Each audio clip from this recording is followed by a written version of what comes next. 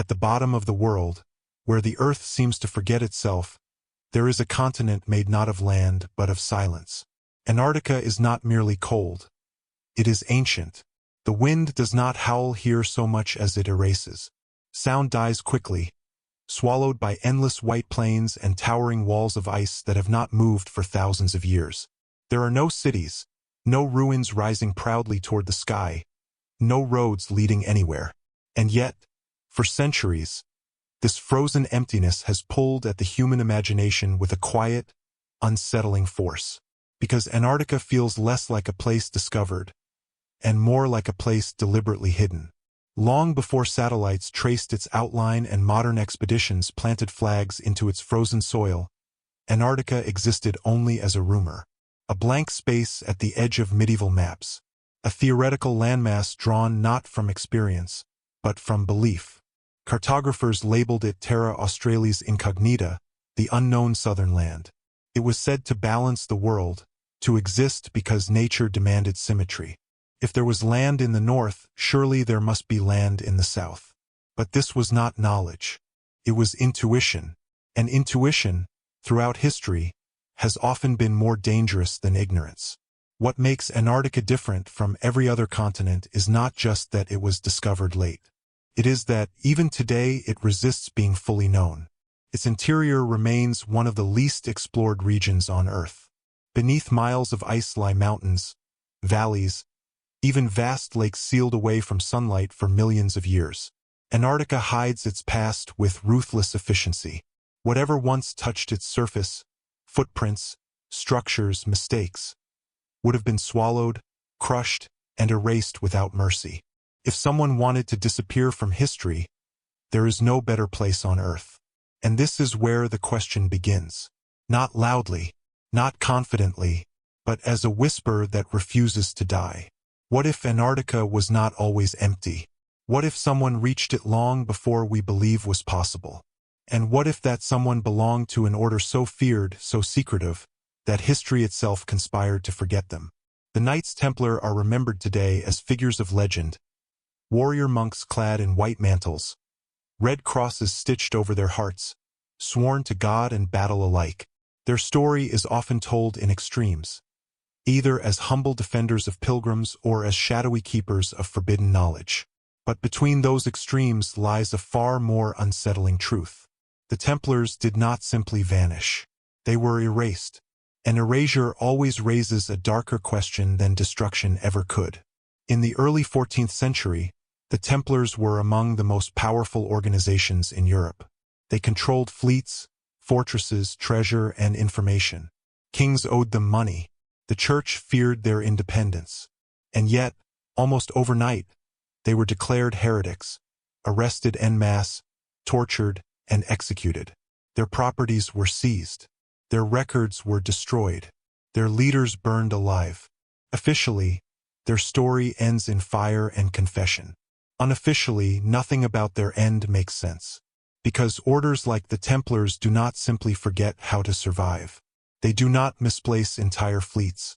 They do not abandon secrets they spent centuries protecting. When the arrests came, a number of Templar ships vanished from European ports without explanation. No manifest, no destination, no survivors' accounts, just absence. And absence in history is rarely accidental. To understand why Antarctica enters this story at all, one must first understand the medieval mind. Contrary to popular belief, the Middle Ages were not an era of total ignorance. Medieval scholars studied astronomy, mathematics, navigation, and geography with intense seriousness. They believed the earth was a divine creation governed by order and balance. And they believed that some truths were dangerous, meant only for those disciplined enough to carry them. The Templars were disciplined, fanatically so. They operated across borders at a time when borders barely existed. They spoke multiple languages, moved freely through Christian and Muslim lands, and maintained an information network unmatched in their era. They guarded pilgrims, yes, but they also guarded routes, ports, and knowledge. They knew the seas. They knew the winds. And perhaps most importantly, they knew when not to write things down. History, as we receive it, is not a complete record. It is a survivor's version of events. What remains is what was allowed to remain. Antarctica challenges historians not because of what it shows us, but because of what it refuses to show. There are no indigenous ruins to study, no written traditions passed down, no clear narrative of first contact, only ice and questions. And then there are the maps. Maps that depict coastlines that should not have been known. Maps that hint at southern lands without ice. Maps copied and recopied from older sources now lost to time. When examined individually, each map can be explained away as coincidence, error, or imagination. But when viewed together, they form a pattern that is deeply uncomfortable. A pattern suggesting that someone somewhere had access to information far older and far more precise than official history is willing to admit. The idea that medieval sailors could reach Antarctica sounds absurd at first. We imagine fragile wooden ships, primitive instruments, and superstitious crews terrified of sea monsters and falling off the edge of the world. But this image is a modern caricature. Medieval mariners understood currents, stars, seasonal winds. They followed routes that made no sense on flat maps but worked perfectly on a curved earth. They crossed oceans we still respect today. And they were driven by something stronger than curiosity: necessity.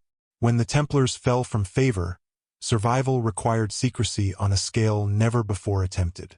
Hiding within Europe was dangerous. Too many eyes, too many enemies. The safest place was not a castle or a monastery. It was distance, extreme distance, beyond the reach of kings, popes, and executioners, beyond the edge of the known world. Antarctica, whether real or imagined, represented the ultimate unreachable place. A land without rulers, without witnesses, without memory. If a group wished to protect something, documents, relics, or knowledge deemed heretical, what better sanctuary than a continent no one believed could even exist? This does not mean the Knights Templar built cities in the ice or marched across frozen plains beneath medieval banners. History rarely works in such dramatic clarity. The truth, if it exists, would be quieter. A landing, a shelter, a cache, a brief human presence swallowed by time. Antarctica does not preserve human history. It deletes it. And that is precisely what makes it so dangerous to ignore. Because the greatest secrets in history are not always hidden behind locked doors or encrypted texts. Sometimes they are hidden beneath layers of assumption. The assumption that medieval people were incapable. The assumption that knowledge progresses neatly forward. The assumption that if something were true, we would already know it. But history is not written by truth alone. It is written by survival. As the wind continues to sweep across Antarctica, reshaping the ice grain by grain, it leaves us with an uncomfortable possibility that the past may have reached farther than we allow ourselves to believe. That some chapters of human history were not lost in war or fire, but deliberately carried away to places where memory itself cannot survive. And if that is true, then Antarctica is not the end of the world. It is the edge of what we are willing to remember. On a cold Friday morning in October 1307, the illusion of safety shattered across France. The sun had barely risen when royal soldiers began moving through the streets of Paris, their boots echoing against stone, their torches flickering with an urgency that felt almost fearful. There were no public announcements, no ringing bells, no warning given to those about to be taken. This was not justice unfolding in the open. It was a calculated ambush, planned in secrecy and executed with ruthless precision. By the end of the day, hundreds of Knights Templar would be in chains, accused of crimes so shocking they would stain the order's name for centuries. For the men being arrested, the shock was absolute. Many had lived as monks for decades, sworn to obedience, chastity, and poverty.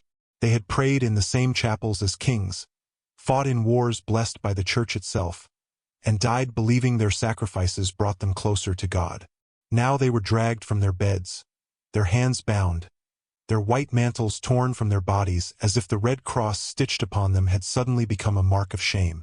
No explanation was offered, only commands, only silence. The orders for the arrests had come directly from King Philip IV of France, a ruler burdened by debt and haunted by insecurity. The Templars had lent him vast sums of money, safeguarded his treasury, and stood as a power he could not fully control. They answered only to the Pope, not to kings. In a world where authority was everything, that independence was unforgivable. Yet debt and resentment alone do not explain the brutality that followed. Philip did not simply move against the Templars politically. He moved to erase them morally. Within days, accusations spread like poison. The Templars were charged with heresy, blasphemy, idol worship, and unspeakable rituals. They were said to deny Christ, to spit on the cross, to engage in forbidden acts during secret ceremonies. The shock of these claims was devastating. An order once celebrated as defenders of the faith was now portrayed as its greatest enemy. And the speed with which this narrative took hold suggests it had been prepared long in advance. Under torture, many Templars confessed. Broken bodies will say anything to end pain, and medieval inquisitors knew this well. Confessions were extracted, retracted, and extracted again. Some knights maintained their innocence until death. Others recanted publicly, only to be burned as relapsed heretics. The spectacle was deliberate. Fear was the point. The message was clear. This is what happens when you stand outside the reach of power. But behind the public trials and forced confessions, something else was happening. Something quieter, more deliberate. Templar properties were seized, but inventories were incomplete. Treasuries were found empty. Archives were missing. And most troubling of all, a number of Templar ships had vanished from their ports just days before the arrests began. At La Rochelle, one of the Order's most important naval bases, vessels that should have been present were simply gone. No witnesses reported a battle. No wreckage washed ashore. They had not been stolen. They had been sent away. This detail, often dismissed as a footnote, is where the story begins to fracture. If the Templars were truly guilty of the crimes they were accused of, why did the king act in such secrecy? Why strike on a single coordinated day across an entire kingdom? Why ensure that escape was impossible except, somehow, at sea? The timing suggests foreknowledge. Someone within the order may have known what was coming. Someone gave the command to move what mattered most beyond reach. The Pope, Clement V, initially hesitated. He was not convinced of the Templars' guilt and resented Philip's intrusion into ecclesiastical authority. But pressure mounted.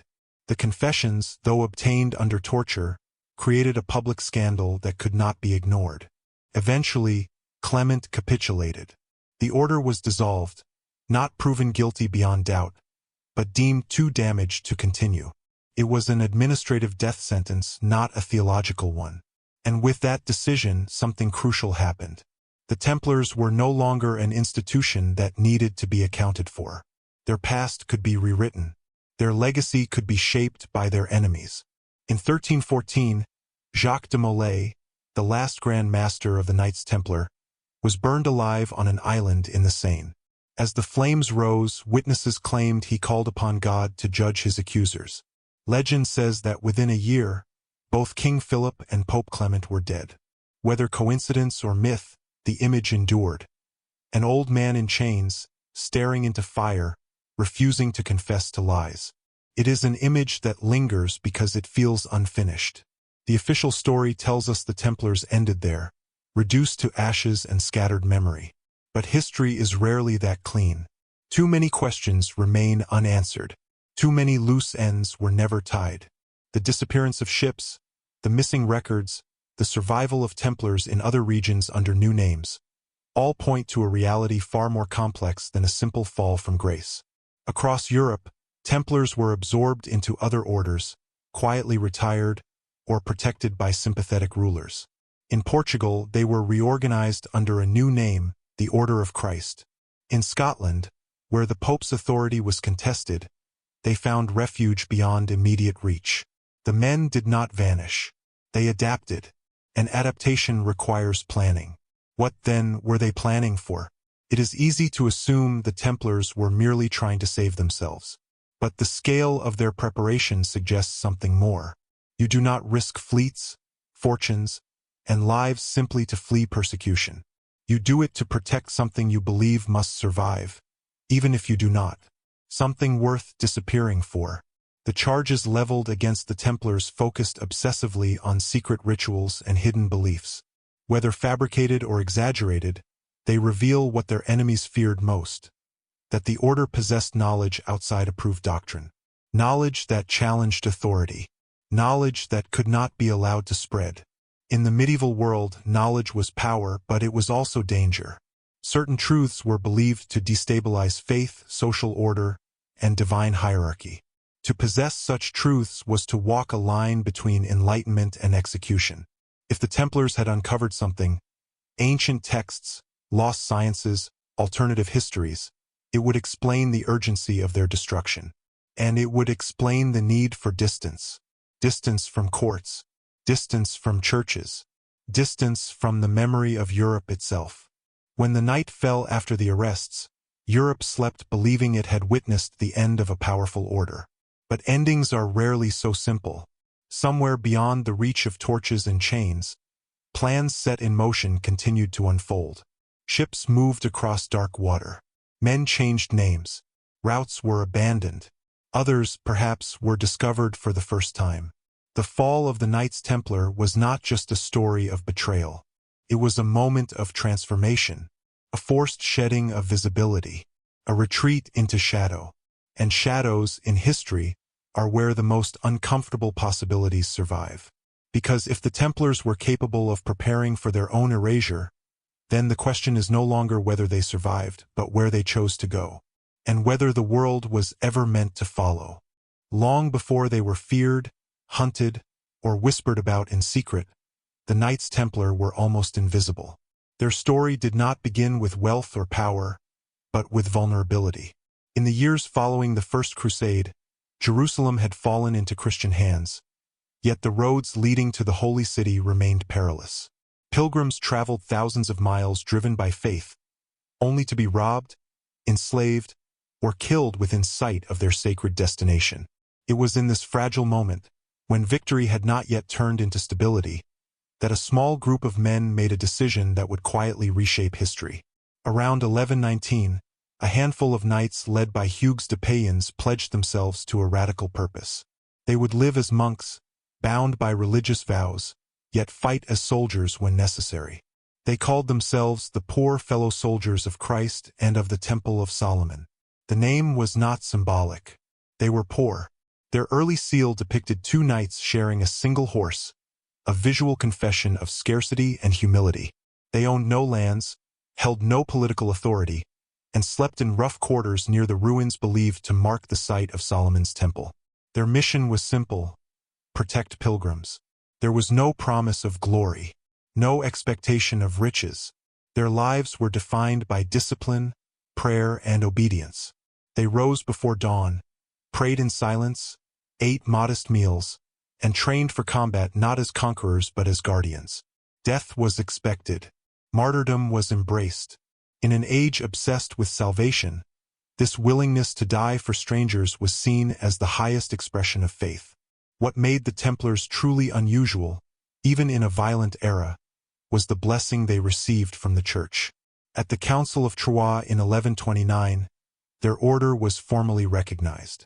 Their rule of life was shaped with the help of Bernard of Clairvaux, one of the most influential religious figures of the age. Bernard framed their violence as holy, arguing that killing in defense of Christendom was not murder but an act of spiritual purification. The knight who died in battle was promised salvation. The knight who killed did not sin. This theological innovation was revolutionary. It created a new category of human being, one who could be both monk and warrior without contradiction. And it granted the Templars something rare and dangerous: moral certainty. At first, nothing about the order suggested future controversy. They were admired, even romanticized. Donations flowed in from across Europe as nobles offered land, money, and sons to the cause. Each gift came with an expectation that the Templars would safeguard not only pilgrims but faith itself. Their vow of poverty remained intact at the individual level, but collectively, the order began to accumulate resources on a scale few institutions could match. Yet even as wealth increased, the Templars remained bound by strict internal discipline. Their daily lives were regulated in exhausting detail. Clothing was plain. Meals were silent. Personal possessions were forbidden. Individual ambition was crushed beneath obedience. Decisions were made collectively, and disobedience was punished harshly. This structure created something extraordinary, a transnational organization unified by belief rather than blood or nationality. In a fragmented medieval world, this was unprecedented. As the Crusader states struggled to survive, the Templars became their backbone. They manned fortresses at critical choke points, guarded trade routes, and fought relentlessly against overwhelming odds. Their reputation for fearlessness grew. Unlike feudal armies, they did not retreat easily. To flee was dishonor. To die was duty. Muslim chroniclers noted their discipline with grudging respect, describing them as relentless and terrifying opponents. But battle was only part of their world. Stationed in Jerusalem, the Templars occupied quarters adjacent to the Temple Mount, one of the most sacred and archaeologically rich sites in the ancient world. For nearly a decade, they lived and worked in close proximity to ruins layered with history stretching back millennia. While their official role was military, their physical location placed them at the heart of ancient legend and forgotten knowledge. It is here that speculation begins, but it begins quietly. Chroniclers of the time make little mention of what the Templars did beneath the Temple Mount. Silence, however, is not the same as absence. The area had long been associated with hidden chambers, sealed vaults, and sacred relics. Jewish, Christian, and Islamic traditions all spoke of buried treasures and lost texts. Whether the Templars actively searched for such things remains unproven. But their prolonged presence in such a location, combined with later accusations of secret rituals, invites uncomfortable questions. What did they see? What did they learn? And how did it shape them? As decades passed, the Templars transformed from local protectors into an international network. They established commanderies across Europe, from England to Spain, from the Baltic to the Mediterranean. These houses served not only as military outposts, but as financial centers. The Templars pioneered systems of credit and deposit that allowed pilgrims to travel without carrying gold. A man could deposit money in Paris and withdraw it in Jerusalem using coded documents. In effect, the Templars had created an early form of international banking. This financial innovation was born of necessity, but it had unintended consequences. Kings began to rely on Templar treasuries. Wars were funded through their networks. Wealth flowed through their hands, even if it did not remain there. And with wealth came influence. Yet the Templars themselves remained personally austere. A knight owned nothing. He could not write letters without permission. He could not leave without orders. His life belonged entirely to the order. This paradox, collective power paired with individual submission, made the Templars both formidable and misunderstood. They were not greedy men, but they were guardians of immense resources. They were not scholars, but they were surrounded by ancient knowledge. They were not rulers, but they stood beyond the authority of kings. Over time, this uniqueness bred suspicion. People began to wonder what truly held the order together. Was it faith alone, or something deeper, something discovered in the crucible of war and sacred ground? The Templars did not record their internal debates for posterity. They did not leave philosophical treatises or personal diaries. Their silence was intentional. In a world where words could condemn, secrecy was survival. What we know of them comes largely from outsiders, admirers, enemies, and later interrogators with reasons to distort the truth. But one thing is certain.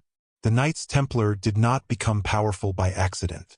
Their rise was fueled by faith, discipline, and sacrifice, but also by an extraordinary capacity to organize, protect, and preserve. They understood the value of continuity, of systems that outlived individuals, of knowledge that could be carried, hidden, and transferred. These were not men preparing for eternity in heaven alone. They were building something meant to endure on earth. And when the storm finally came, when the world they had served turned against them, it was these early foundations that allowed them to respond not with chaos, but with coordination. Because orders forged in humility, discipline, and silence do not simply collapse when threatened. They disappear on their own terms. Power did not arrive suddenly for the Knights Templar. It accumulated quietly, almost invisibly, through trust. Every donation, every fortress entrusted to their care, every pilgrim safely guided across hostile land reinforced a reputation for reliability that few institutions could match. In an age of fractured loyalties and unreliable rulers, the Templars offered something rare: consistency. They did not swear allegiance to kings or nations.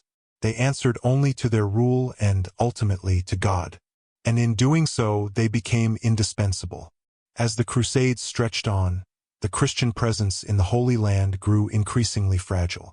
Kingdoms rose and fell, borders shifted, and alliances fractured. Through all of it, the Templars remained. Their fortresses were built not for comfort, but for endurance: thick stone walls, narrow entrances, and strategic placement along critical routes. These were not castles meant to impress. They were machines designed to hold ground against impossible odds. Europe noticed. Nobles and monarchs began to see the Templars not just as warriors, but as guardians of stability. Land grants flowed in, often accompanied by legal privileges that placed Templar properties outside local authority. They were exempt from taxes. Their lands could not be seized easily. Their members could not be tried by secular courts. These protections were meant to preserve their mission, but they also placed the order in a category all its own. As their holdings expanded, so did their logistical reach. The Templars developed supply lines that crossed continents, moving men, weapons, food, and funds with remarkable efficiency. They maintained ports along the Mediterranean and the Atlantic, linking Europe to the Eastern Mediterranean through a web of maritime routes. Their ships were not merely transports for soldiers. They were arteries of communication and commerce. This maritime power is often overlooked, yet it was central to the order's strength. The Templars understood the sea not as a barrier, but as a highway. They studied currents, winds, and seasonal patterns.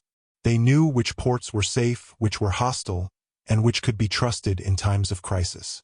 In a world where overland travel was slow and dangerous, the sea offered speed and secrecy, and the Templars mastered it. Alongside their military and naval expansion came an innovation that would quietly change Europe forever. The Templars became bankers, not by ambition but by necessity. Pilgrims traveling to the Holy Land faced constant danger from theft. Carrying gold was an invitation to death. The Templars solved this by allowing travelers to deposit money at one of their houses and withdraw it elsewhere using coded letters of credit. This system required trust, record-keeping, and an internal discipline few could replicate. Soon, it was not just pilgrims using these services. Kings deposited their treasuries with the Templars. Monarchs borrowed heavily to fund wars, crusades, and construction. The Templars became custodians of royal wealth, managing assets on a scale unmatched in medieval Europe. They did not merely hold money. They moved it, invested it, and protected it. This placed them in an extraordinary position. They were warriors who controlled finance, monks who commanded fleets, and servants of the church who operated beyond the reach of any single authority. To some, this was reassuring. To others, it was deeply unsettling. Yet within the order, little appeared to change. Individual Templars still lived under strict vows. A knight could not claim wealth for himself. He could not pass possessions to heirs. He remained a cog in a vast, disciplined machine. The power of the order did not belong to its members. It belonged to the institution itself. And institutions, unlike men, do not die easily. As decades passed, whispers began to follow the Templars wherever they went. How could an order sworn to poverty wield such wealth? What conversations took place behind the walls of their commanderies? What knowledge passed through their hands along with gold and weapons? In an era obsessed with appearances, the Templars' secrecy became a provocation. They kept meticulous records, yet shared little. They negotiated directly with popes and princes, yet answered to none. Their internal rituals were closed to outsiders. Their discipline was absolute. These traits, once admired, slowly became sources of suspicion. At the heart of this suspicion was a simple fear: autonomy. Medieval power structures depended on visibility and hierarchy. The Templars existed outside both. They were not a dynasty, yet they endured. They were not a nation, yet they spanned nations. They were not a church, yet they held spiritual authority over their members. This made them unpredictable. For rulers like King Philip IV of France, unpredictability was intolerable. Philip's reign was marked by financial strain and political ambition. Wars, administration, and royal projects drained the crown's coffers. The king borrowed heavily from the Templars, placing himself in their debt. Publicly, this was a practical arrangement. Privately, it was humiliating. A king indebted to monks was a king reminded of his own limits. Over time, resentment grew. The Templars were no longer seen as servants of Christendom, but as rivals cloaked in sanctity. Their wealth was envied. Their independence was resented. Their silence was feared. And yet, the order continued to function with calm precision. They did not boast. They did not challenge kings openly. They simply existed, unmoved by political tides, protected by papal authority, and bound by an internal unity others could not penetrate. This stability masked a crucial reality. The Templars were becoming custodians not just of wealth, but of infrastructure. Roads, ports, fortresses, ships, and archives all fell under their control. In times of crisis, such infrastructure determines survival. It decides who can flee, who can communicate, and who can endure. When the Crusades ultimately failed, and Christian control of the Holy Land collapsed, the Templars faced a turning point. Their original mission, to defend pilgrims in Jerusalem, was gone. Yet the order did not dissolve. Instead, it consolidated. Assets were relocated. Fortresses were repurposed. Maritime routes grew more important than eastern strongholds. This shift is often overlooked, but it is critical. An organization that survives the loss of its founding purpose must reinvent itself, or it must already be serving another purpose beneath the surface. The Templars did not panic. They reorganized. They withdrew strategically, and they strengthened their European base. To their supporters, this was prudent adaptation. To their enemies, it looked like preparation. By the early 14th century, the Knights Templar were no longer just relics of the Crusades. They were a self-sustaining network with resources, secrecy, and reach. They could move men and materials across continents without attracting attention. They could protect assets beyond the reach of any single ruler. They could endure, and that endurance is what ultimately sealed their fate. Because in a world ruled by kings and popes, no institution was allowed to exist beyond control forever. The very qualities that had made the Templars indispensable, discipline, independence, and discretion, now made them dangerous. When the decision was finally made to destroy them, it was not born of sudden outrage. It was the result of years of unease, of debts that could not be repaid, of power that could not be absorbed, of an order that had grown too strong to tolerate and too quiet to understand. The rise of the Knights Templar was not the story of corruption. It was the story of accumulation of trust, infrastructure, and capability. And once accumulated, such power does not simply vanish when threatened. It moves, it hides, and it waits. Jerusalem was never just a city. For centuries, it had been a convergence point of belief, memory, and longing. Every stone carried the weight of Scripture. Every ruin whispered of vanished kingdoms. When the Knights Templar arrived in the early 12th century, they did not merely enter a battlefield. They stepped into a landscape saturated with history far older than Christianity itself. And at the very heart of that landscape stood the Temple Mount, a place layered with myth, destruction, and unanswered questions. The Templars were granted quarters on this sacred ground, in a structure believed to stand near the ruins of Solomon's Temple. To medieval Christians, Solomon's Temple was not just an ancient building. It was a symbol of divine wisdom, unimaginable wealth, and sacred knowledge bestowed by God. According to biblical tradition, it had housed the Ark of the Covenant, a relic said to contain the presence of God himself. Its destruction, centuries earlier, had turned it into a site of loss and mystery. To live above such ground was extraordinary. For nearly a decade, the Templars occupied this space, largely undisturbed. Their official task was protection, not excavation. And yet, their daily routines unfolded amid ancient foundations, collapsed tunnels, and sealed chambers that predated them by millennia. Medieval Jerusalem was not carefully preserved. It was a living ruin. Beneath its streets lay older cities, layered one atop another like buried memories. It is within this context that speculation takes root. There are no surviving records explicitly stating that the Templars conducted excavations beneath the Temple Mount. Such activity would have been sensitive, perhaps forbidden. But absence of evidence is not evidence of absence, especially when dealing with an order that valued secrecy as a form of survival. What is known is that later accusations against the Templars focused obsessively on hidden rituals, secret knowledge, and objects of veneration that did not align with orthodox belief. These accusations did not arise in a vacuum. Medieval rumor often attached itself to truth, distorting it rather than inventing it outright. The question is not whether every claim against the Templars was true, but why so many of them revolved around secrecy and hidden discoveries. Why were they accused of idol worship? Why were they said to possess forbidden texts? Why did interrogators believe there was something to uncover? The Temple Mount itself had long been associated with subterranean spaces. Jewish tradition spoke of hidden chambers used to protect sacred objects during times of invasion.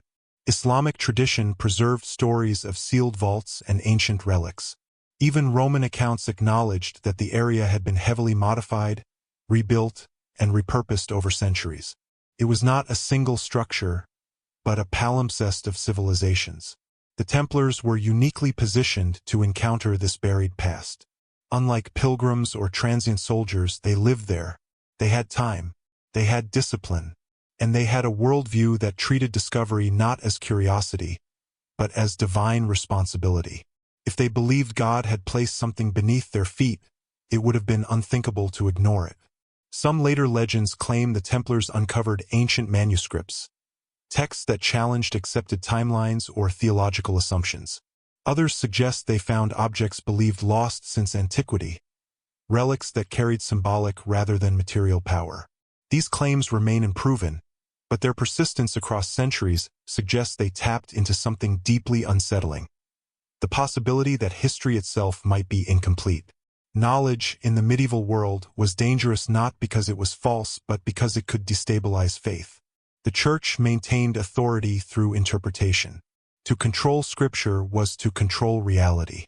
Anything that suggested alternative narratives, older truths, forgotten covenants, or pre-Christian wisdom posed an existential threat to that authority. If the Templars encountered such material, their response would not have been public disclosure. It would have been preservation. Preservation does not require belief. It requires caution. The order structure made it ideal for safeguarding sensitive information. Knowledge could be compartmentalized, shared only among trusted members, passed down through ritual rather than text. Oral transmission, symbolic language, and coded references ensured survival without exposure. This method left few traces for historians, and fewer still for enemies. Over time, the Templars' reputation began to shift. They were no longer seen solely as defenders of pilgrims, but as keepers of mysteries. Stories circulated of strange initiation rites, of whispered oaths, of objects revealed only to the worthy. These stories were often exaggerated, yet exaggeration thrives where silence exists. Silence was the Templars' natural state. It is also worth considering how prolonged exposure to the ruins of ancient civilizations might have altered the Templars' understanding of time and history. Living among remnants of empires long vanished forces a particular humility. Power fades, truth erodes, memory fractures. The Templars saw firsthand how entire worlds could disappear, leaving behind only fragments and questions. This awareness may have shaped their long-term thinking. An order that understands the fragility of civilizations does not plan for decades. It plans for centuries. When the Templars later became involved in cartography, navigation, and record-keeping, this mindset is visible. They were less concerned with public recognition than with continuity. They valued routes over territories, information over monuments. What mattered was not being remembered, but ensuring survival. If something was found beneath the Temple Mount, something ancient, destabilizing, or simply misunderstood, it would have been treated as a burden rather than a triumph. A responsibility to guard, not to display.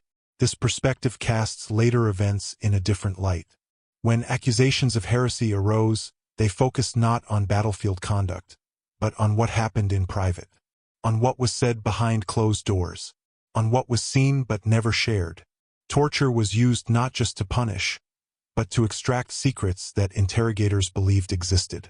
And yet, nothing concrete was ever produced. No forbidden texts were publicly revealed. No relics were displayed as evidence. The trials produced confessions, but not proof. This absence is telling. Either the accusations were entirely fabricated, or whatever the Templars knew had already been moved beyond reach. Moved where?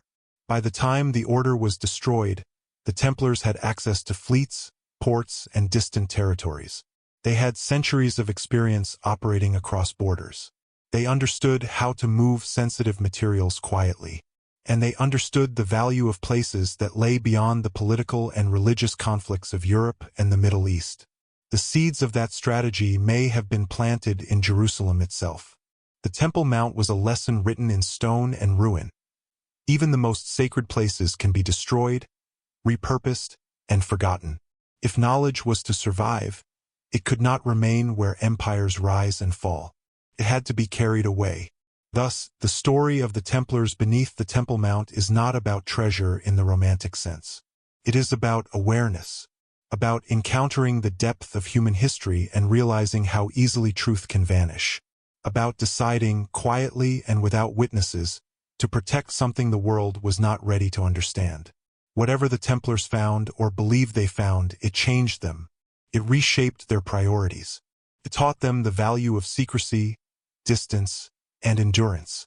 And it may have set them on a path that led far beyond Jerusalem, far beyond Europe, and far beyond the boundaries of accepted history. Because once you understand how deeply the past can be buried, you begin to ask a different question. Not where something should be kept, but where it can never be found. There are moments in history when a single image unsettles everything we think we know. A coastline drawn too accurately. A mountain range placed where no one should have seen it. A landmass sketched centuries before its official discovery. These moments often arrive quietly, tucked into the margins of old books or the faded ink of forgotten maps.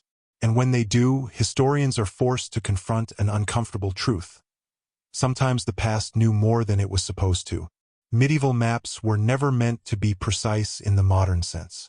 They were symbolic, spiritual, and often centered on religious meaning rather than geographic accuracy. Jerusalem sat at the center of the world.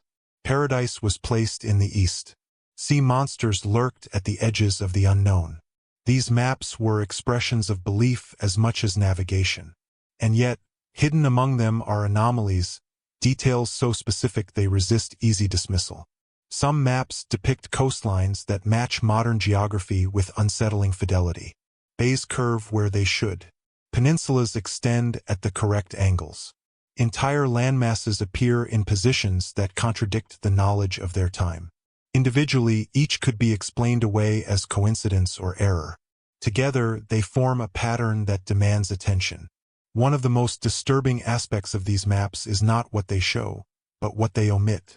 Some appear to depict southern lands without the vast ice sheets that define Antarctica today. Rivers are drawn where no rivers should exist. Mountain ranges appear in places now buried beneath kilometers of ice. If these maps are wrong, they are wrong in strangely consistent ways. The immediate response from skeptics is understandable. Cartographers copied from one another.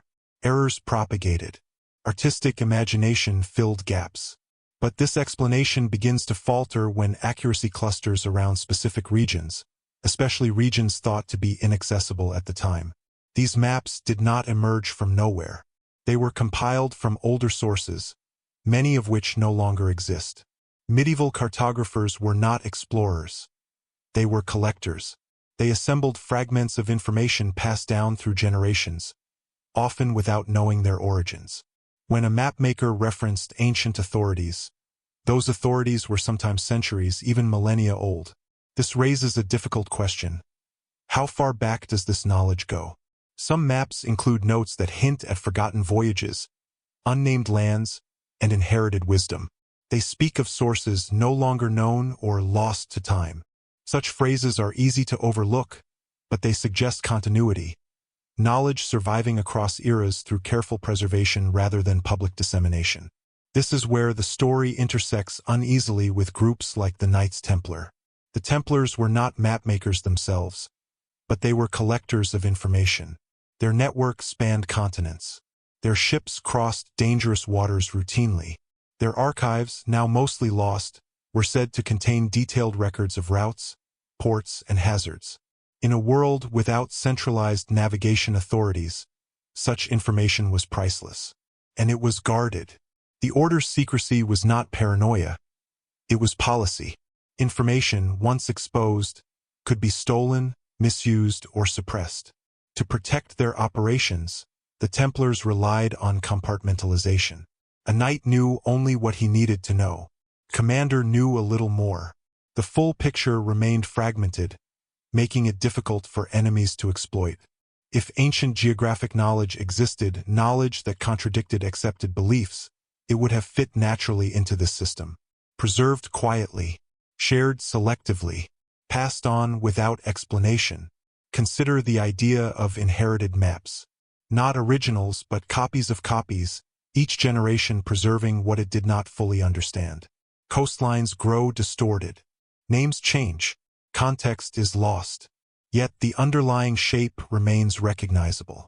This is how forbidden or dangerous knowledge often survives, not intact, but encoded. The presence of southern landmasses on early maps has long been attributed to theoretical balance. Medieval scholars believed the Earth required symmetry. But theory alone does not explain detail.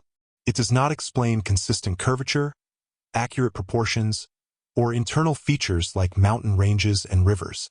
These are observations, not guesses. An observation requires presence. The implication is not that medieval Europeans casually sailed to Antarctica and charted it in full. That would be an oversimplification. The truth, if there is one, is likely far stranger. It may involve fragments of knowledge passed down from much earlier civilizations, or rare, dangerous voyages undertaken by groups with the means and motivation to attempt the impossible. Groups like the Templars. What would compel such an order to preserve maps of lands no one officially knew existed? The answer may lie in utility rather than curiosity. Navigation is survival. Knowing where land lies, where it does not, can mean the difference between life and death at sea. Even partial knowledge, treated with respect, is invaluable. But there is another possibility, one more unsettling. What if these maps were not meant to guide ships, but to record boundaries?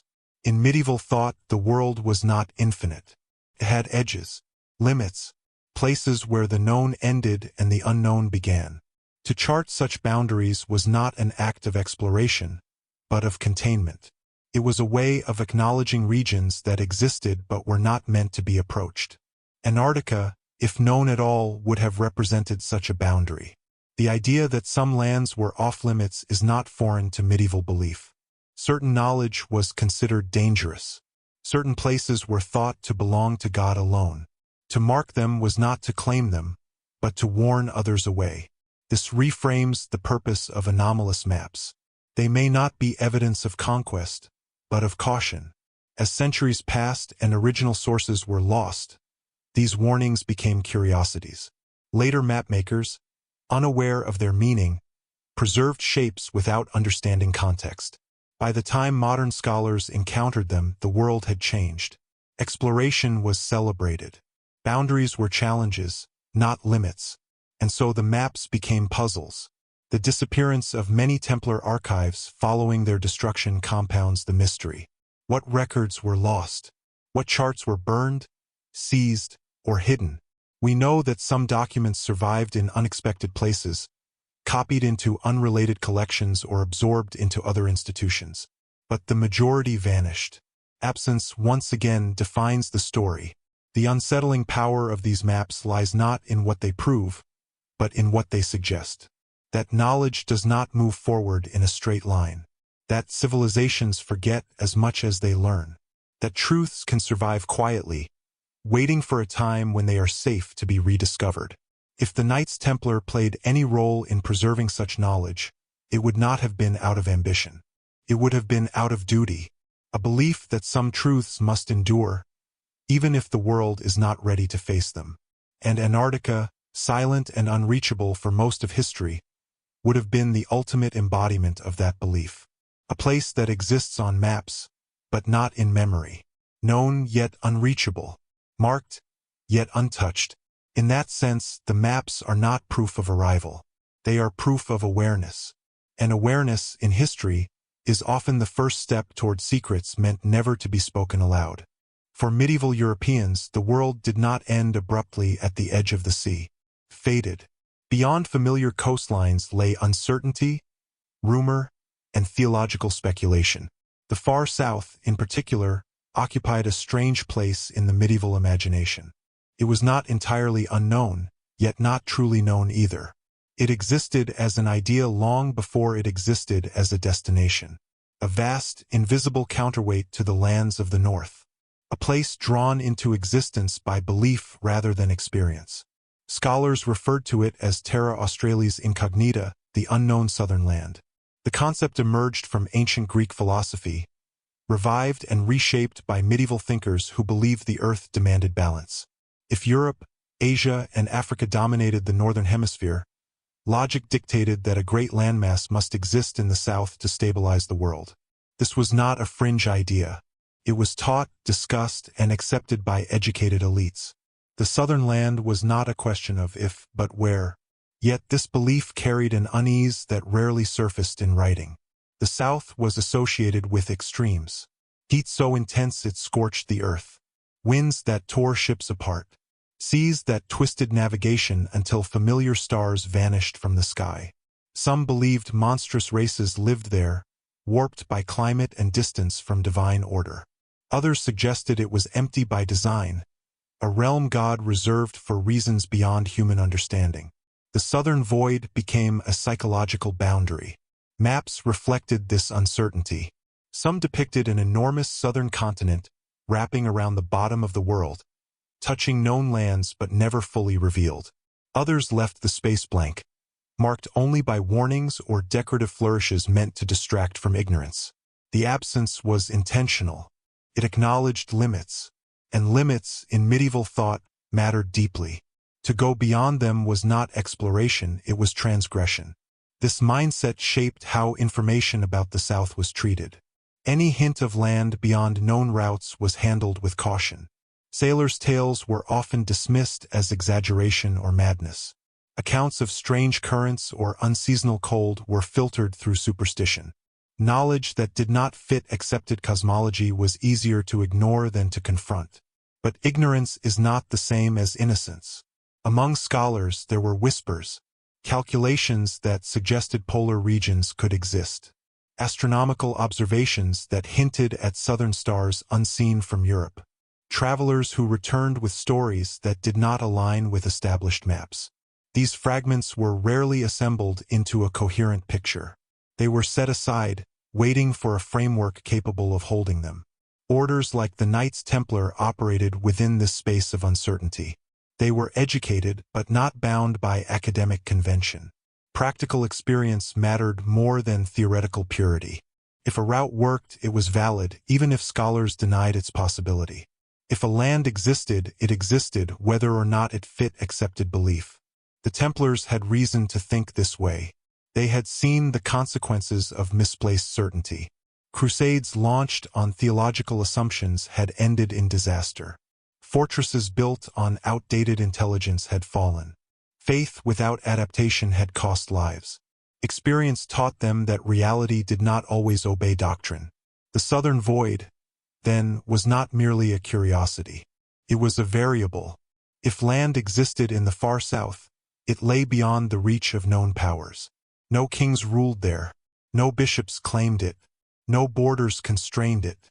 In a world defined by authority, such a place was ungoverned, and therefore dangerous or invaluable depending on perspective. Medieval theology wrestled with this idea. Could land exist beyond the reach of Christian salvation? If people lived there, were they damned by geography? Or had Christ's message reached even those hidden regions?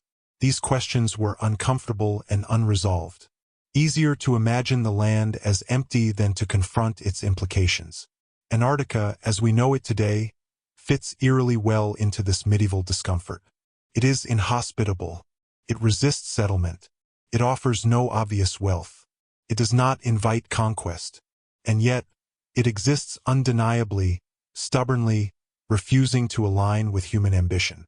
In this sense, it embodies the idea of the southern void perfectly. But medieval thinkers did not imagine ice. They imagined mystery.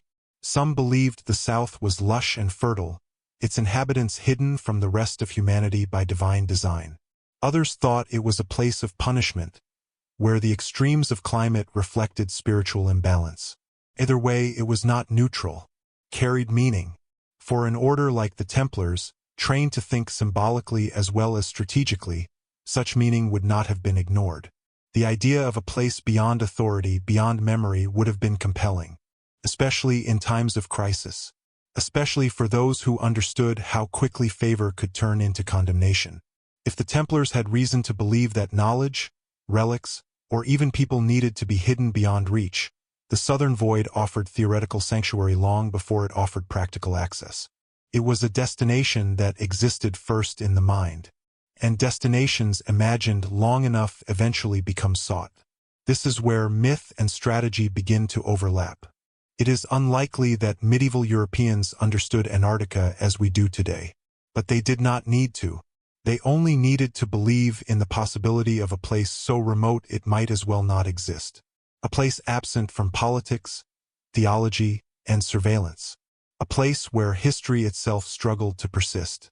The southern void was not a blank spot on the map. It was a promise. As navigation improved and maritime knowledge expanded, the abstract began to inch toward the tangible. Ships ventured farther south than ever before. Currents once feared became routes.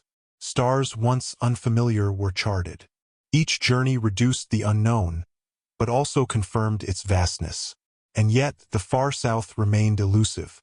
This elusiveness reinforced its symbolic power. The more the world expanded, the more necessary boundaries became. Without them, everything would be possible, and that was terrifying. Boundaries gave shape to belief. In this way, the southern void served as a psychological anchor.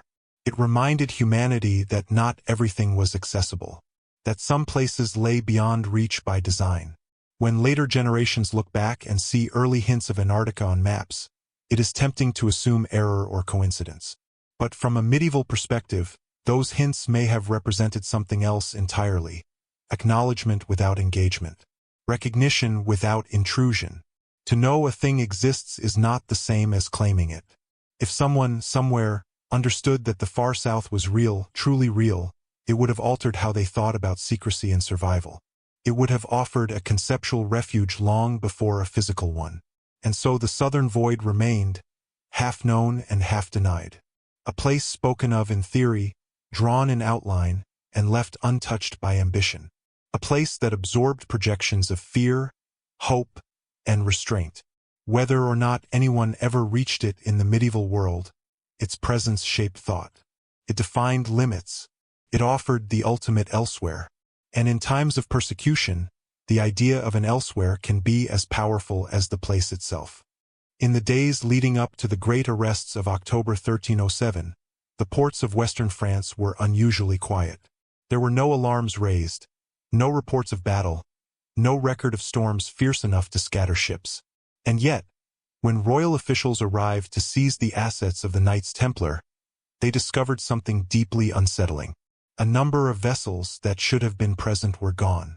Not damaged, not confiscated, simply absent, as if they had slipped away during the night. The port of La Rochelle was the most troubling example. It was one of the Templars' most important maritime hubs, linking the Atlantic to the wider network of European and Mediterranean trade. Ships moved through its harbor carrying pilgrims, supplies, and correspondence. It was a place of constant motion, but also meticulous record-keeping. The Templars were not careless administrators. They tracked their assets with precision. If ships were missing, it was not by accident. No official explanation was ever given. Contemporary records confirm that King Philip IV expected to seize Templar vessels along with their lands and treasuries. Orders were issued. Officials arrived on schedule. And yet, they found empty docks where ships should have been moored. This detail, often reduced to a historical curiosity, carries enormous weight, because it suggests foreknowledge. Someone knew. The arrests were coordinated across an entire kingdom, executed simultaneously to prevent escape. That level of planning required secrecy of the highest order.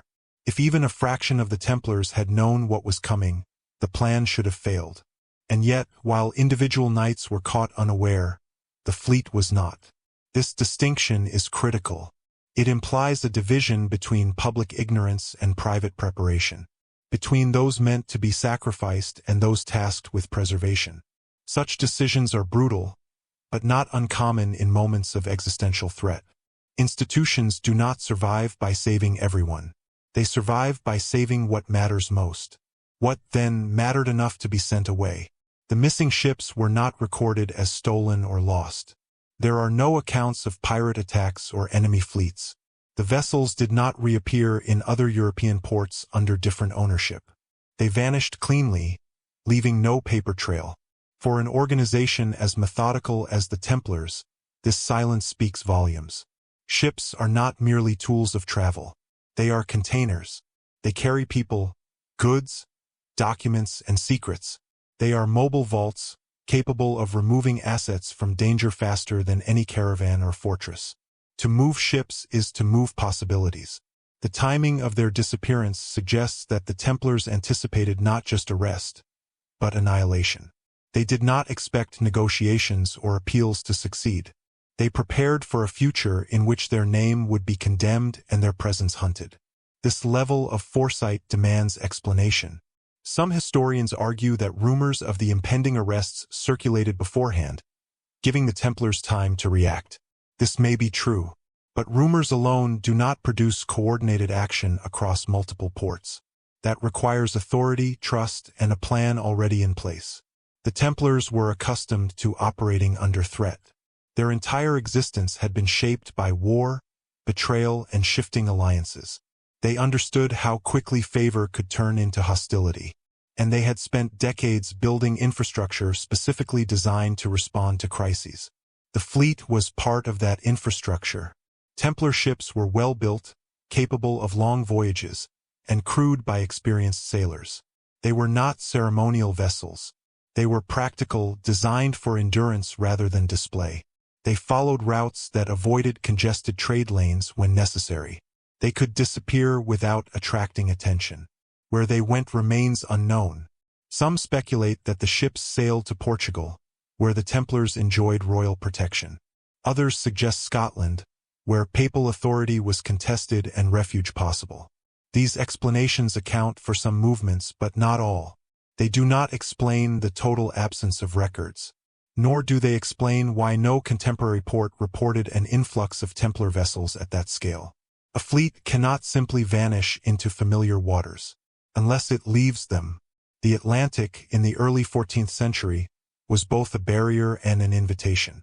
Beyond the known coasts lay vast expanses of water that few dared to cross. But few does not mean none. Fishing fleets pushed farther west each year. Explorers tested currents and winds. Knowledge of the ocean was expanding, even if ambition lagged behind capability. The Templars were not explorers in the romantic sense, but they understood logistics, they understood supply lines, and they understood that the greatest safety lies not in fortification, but in irrelevance. A secret cannot be seized if no one knows where to look. The idea that the Templars might have used their fleet to escape beyond Europe has long been dismissed as speculation. But speculation arises where evidence is incomplete. And in this case, incompleteness is the defining feature. The disappearance of the fleet coincides with the disappearance of Templar records. Archives were seized, but inventories were partial. Some documents were missing. Others appeared deliberately sanitized. It is as if a final audit had taken place before the arrests, removing what could not be allowed to fall into hostile hands. Such actions suggest not panic, but discipline. It is unlikely that the Templars sent their ships away randomly. Destinations would have been chosen carefully. Routes would have been planned with secrecy in mind. Supplies would have been allocated. Crews selected for loyalty rather than rank. This was not an evacuation. It was a transfer of what we cannot say with certainty. It may have been treasure, though the lack of evidence suggests wealth alone was not the priority. Gold can be replaced. Knowledge cannot.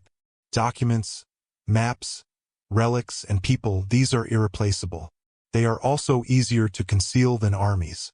The fate of those aboard the missing ships remains one of the greatest silences in medieval history. No graves, no testimonies, no letters home. They vanish from the record as completely as the ships themselves. This is not the pattern of disaster. It is the pattern of intention. If the Templars believed their order would be destroyed, they would have acted not to save its name, but to save its legacy. That legacy may not have been a doctrine or a fortune. It may have been continuity itself, the belief that something must endure, even if no one remembers who preserved it. The sea, unlike land, does not remember. Ports change. Coastlines erode. Shipwrecks vanish beneath sediment. A fleet lost at sea leaves few answers, and those answers are claimed by myth. For those seeking erasure, this is an advantage. The missing fleet marks a turning point in the Templar story.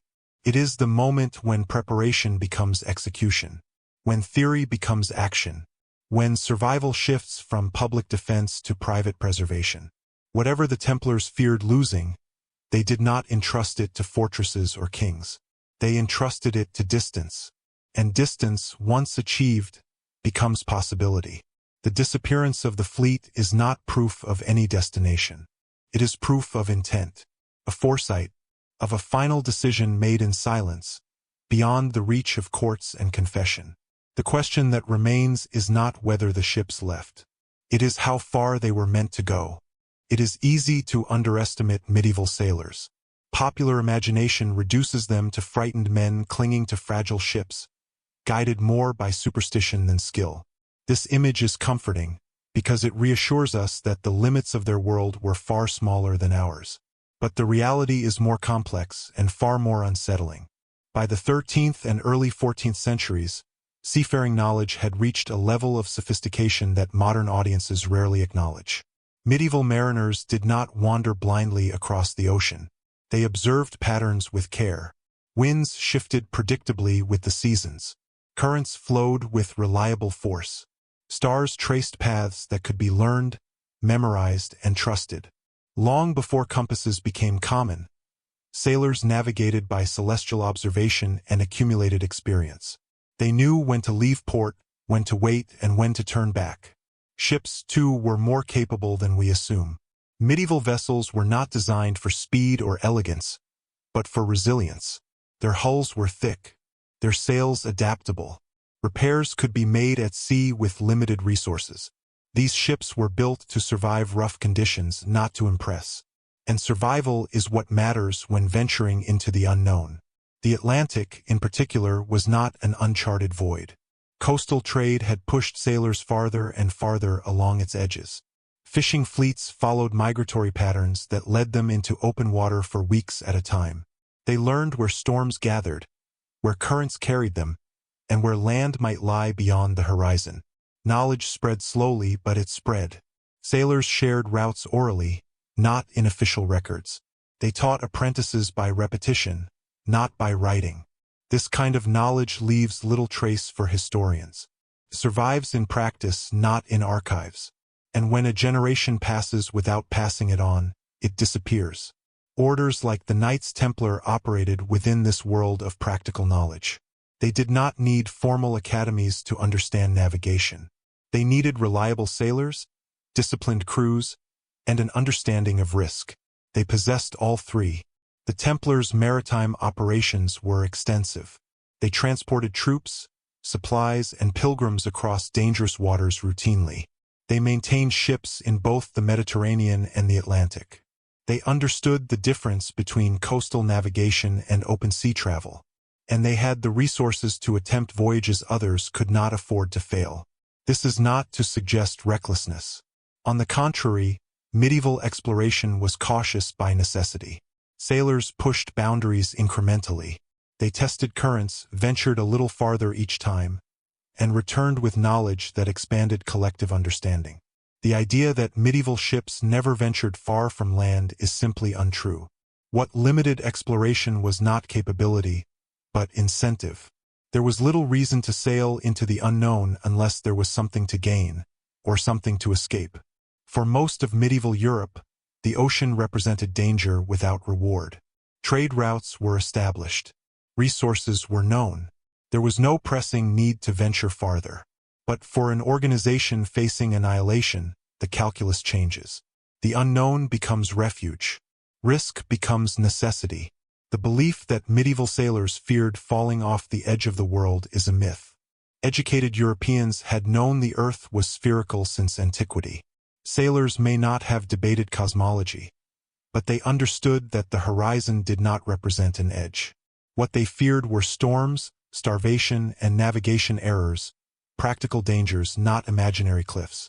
If a crew was provisioned, disciplined, and motivated, extended voyages were possible. Navigation beyond familiar routes relied on understanding wind systems. In the Atlantic, prevailing winds form patterns that, once learned, enable long-distance travel.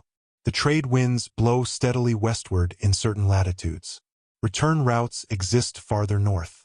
These patterns were not formally described until later, but they were experienced and exploited by sailors long before. Experience does not require theory. Even without compasses, sailors used the sun, stars, and sea itself as guides. The color of water, the presence of birds, the direction of swells, all provided information. These skills were passed down through generations of mariners who trusted observation over abstraction. The Knights Templar, with their centralized command structure, were uniquely positioned to accumulate and preserve such knowledge. Lessons learned on one voyage could be applied across the entire network. Mistakes could be analyzed, routes refined. This institutional memory was rare in a fragmented medieval world, and it made long-distance voyages more plausible than we like to admit. The idea of sailing south into colder waters would have been daunting, but not inconceivable. Sailors already encountered cold currents and fog in the North Atlantic. They knew how weather could shift dramatically with latitude. They adapted clothing, provisions, and timing accordingly. What they did not know was how far the cold extended. This uncertainty would have acted as both deterrent and filter. Only those prepared to face extreme conditions would attempt such journeys. Only those with compelling reasons would persist. The Templars, facing extinction, may have possessed both preparation and reason. It is important to emphasize that survival at sea is not solely a matter of technology. It is psychological. Crews must believe in the purpose of the voyage. Fear can paralyze, but conviction can carry men through conditions that would otherwise break them. Medieval religious belief provided a powerful framework for such conviction. To suffer was to be tested. To endure was to be chosen. This mindset is often underestimated. A Templar crew, bound by vows and loyalty, would have approached danger differently than a merchant crew seeking profit. They were accustomed to sacrifice. Death was not failure. Abandoning duty was. This difference matters when considering what they might have attempted. Long-distance voyages do not require certainty. They require resolve. When historians dismiss the possibility of medieval transoceanic or extreme latitude travel, they often do so based on what was common, not what was possible. But history is shaped by exceptions, by rare events undertaken by unusual people in extraordinary circumstances. The Templars were unusual people in extraordinary circumstances. The sea does not care about dates or assumptions. It responds only to preparation and persistence.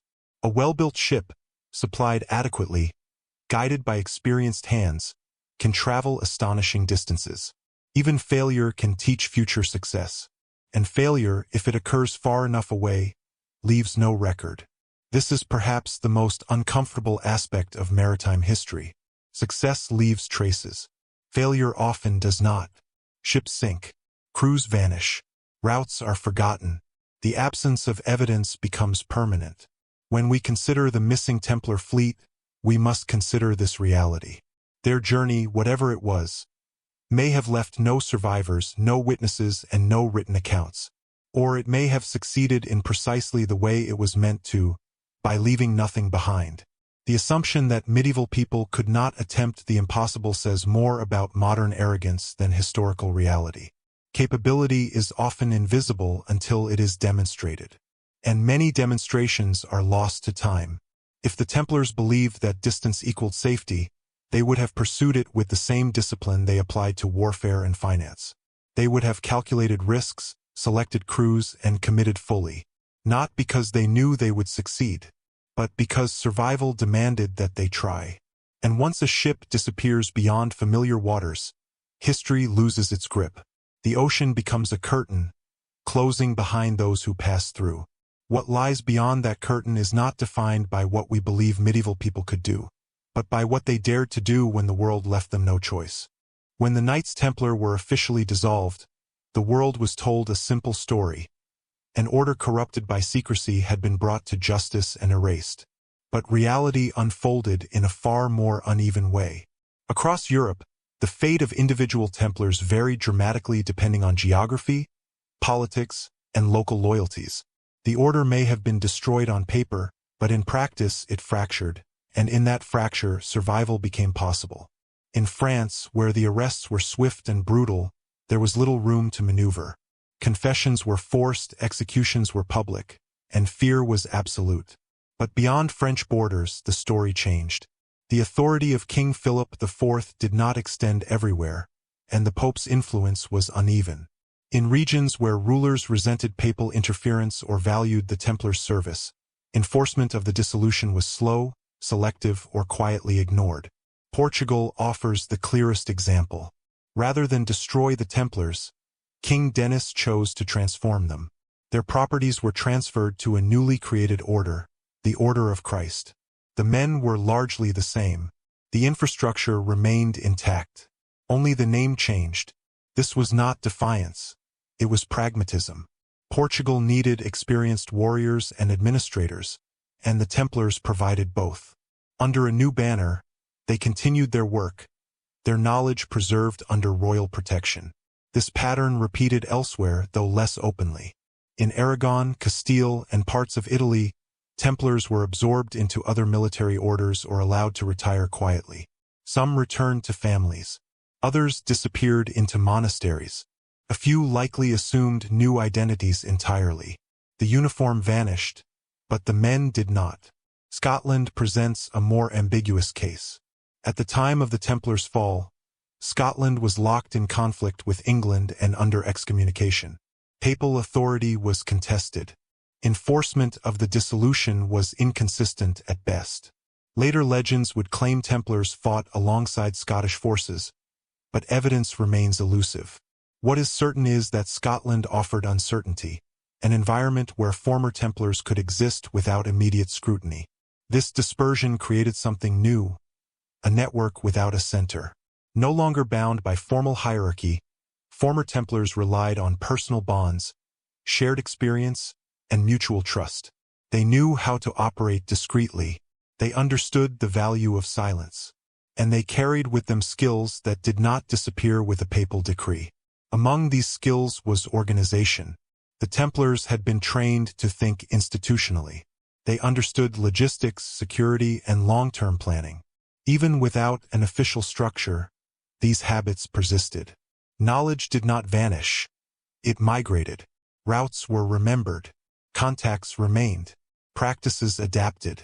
This raises an important question. If the Templars anticipated their dissolution, and evidence suggests they did, would they have allowed their most sensitive knowledge to scatter randomly? Or would they have guided its preservation, directing it toward safer hands and more stable environments? The answer seems clear. Survival after the fall was not accidental. It was managed. This management likely involved compartmentalization. Not every former Templar needed to know everything. Information would have been divided, entrusted to those best positioned to protect it. Some knowledge may have been intentionally buried, both literally and figuratively. Other fragments were absorbed into new institutions, stripped of their original context. Over time, these fragments became indistinguishable from their surroundings. This is how continuity survives persecution. What is particularly striking is how smoothly certain aspects of Templar practice reappear in later organizations. Financial systems, administrative methods, and even symbolic language resurface under different names. While direct lineage is difficult to prove, influence is unmistakable. Influence does not require survival as a unified order. It requires transmission. The disappearance of central authority may have even been an advantage. Without a headquarters or grand master, there was no single point of failure. Knowledge became decentralized. Attacking it required understanding it, and understanding it required access that no longer existed. In this sense, the destruction of the Templars was incomplete by design. This decentralized survival also explains the enduring confusion surrounding their legacy. Without official records, later generations relied on rumor, legend, and scattered documentation. The narrative fractured, allowing myth to fill gaps left by silence. Some former Templars likely chose obscurity over influence. After decades of service and sudden condemnation, retreat into anonymity would have been tempting. Others may have remained active, applying their skills in new contexts, shaping events from the margins. And some, perhaps, continued a mission few understood. If the Templars believed they were guardians of something larger than themselves, knowledge, tradition, or continuity, the fall of the Order would not have ended that mission. It would have transformed it. Visibility would be replaced by discretion, authority by patience. The idea that all Templars were hunted down and eliminated is comforting in its finality. But history rarely offers such closure. More often, it leaves us with incomplete endings and unresolved threads. The scattered survival of the Templars creates space for possibility. If ships left Europe carrying people or materials deemed too important to lose, those individuals would not have been random. They would have been selected for loyalty, competence, and adaptability. They would have been entrusted with tasks requiring long-term commitment, possibly without the expectation of return. Such individuals would not have reappeared in European records. Their disappearance would be complete. This possibility does not rely on conspiracy. It relies on human behavior under threat. When institutions collapse, people act to preserve what they value. They make hard choices. They prioritize continuity over recognition. The Templars were trained for this.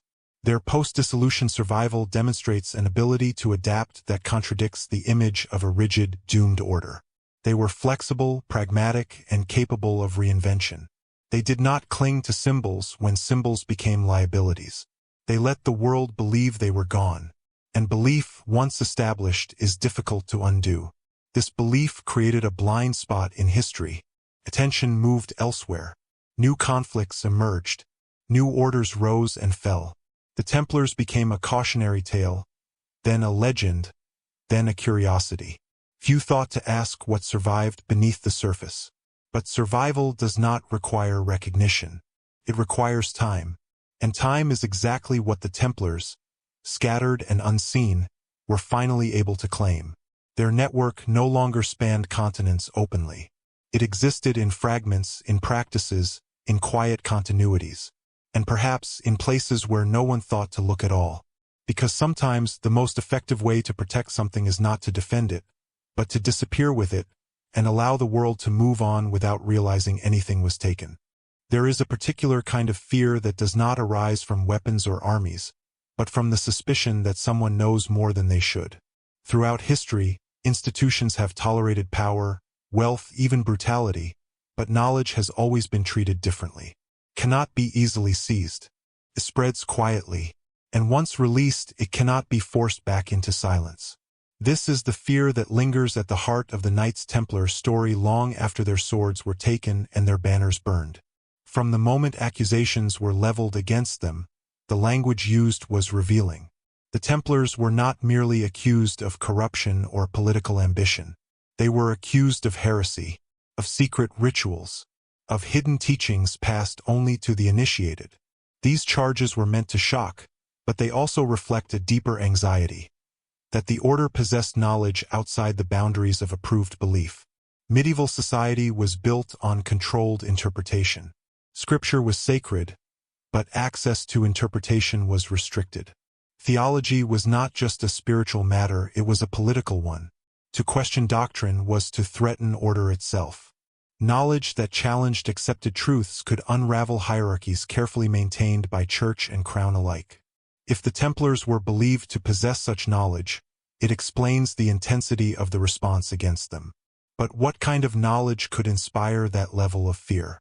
Some theories suggest the Templars inherited ancient wisdom from earlier civilizations, Greek, Roman, Egyptian, or even older sources lost to time. Others propose they encountered alternative versions of sacred history that contradicted official narratives. Still others argue they preserved practical knowledge, advanced mathematics, astronomy, navigation, or engineering far beyond what was commonly taught.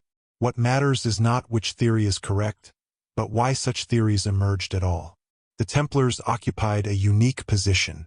They operated at the crossroads of cultures during the Crusades, interacting with Islamic scholars, Jewish communities, and Eastern Christian traditions. The Islamic world, in particular, preserved and expanded upon classical knowledge Europe had forgotten.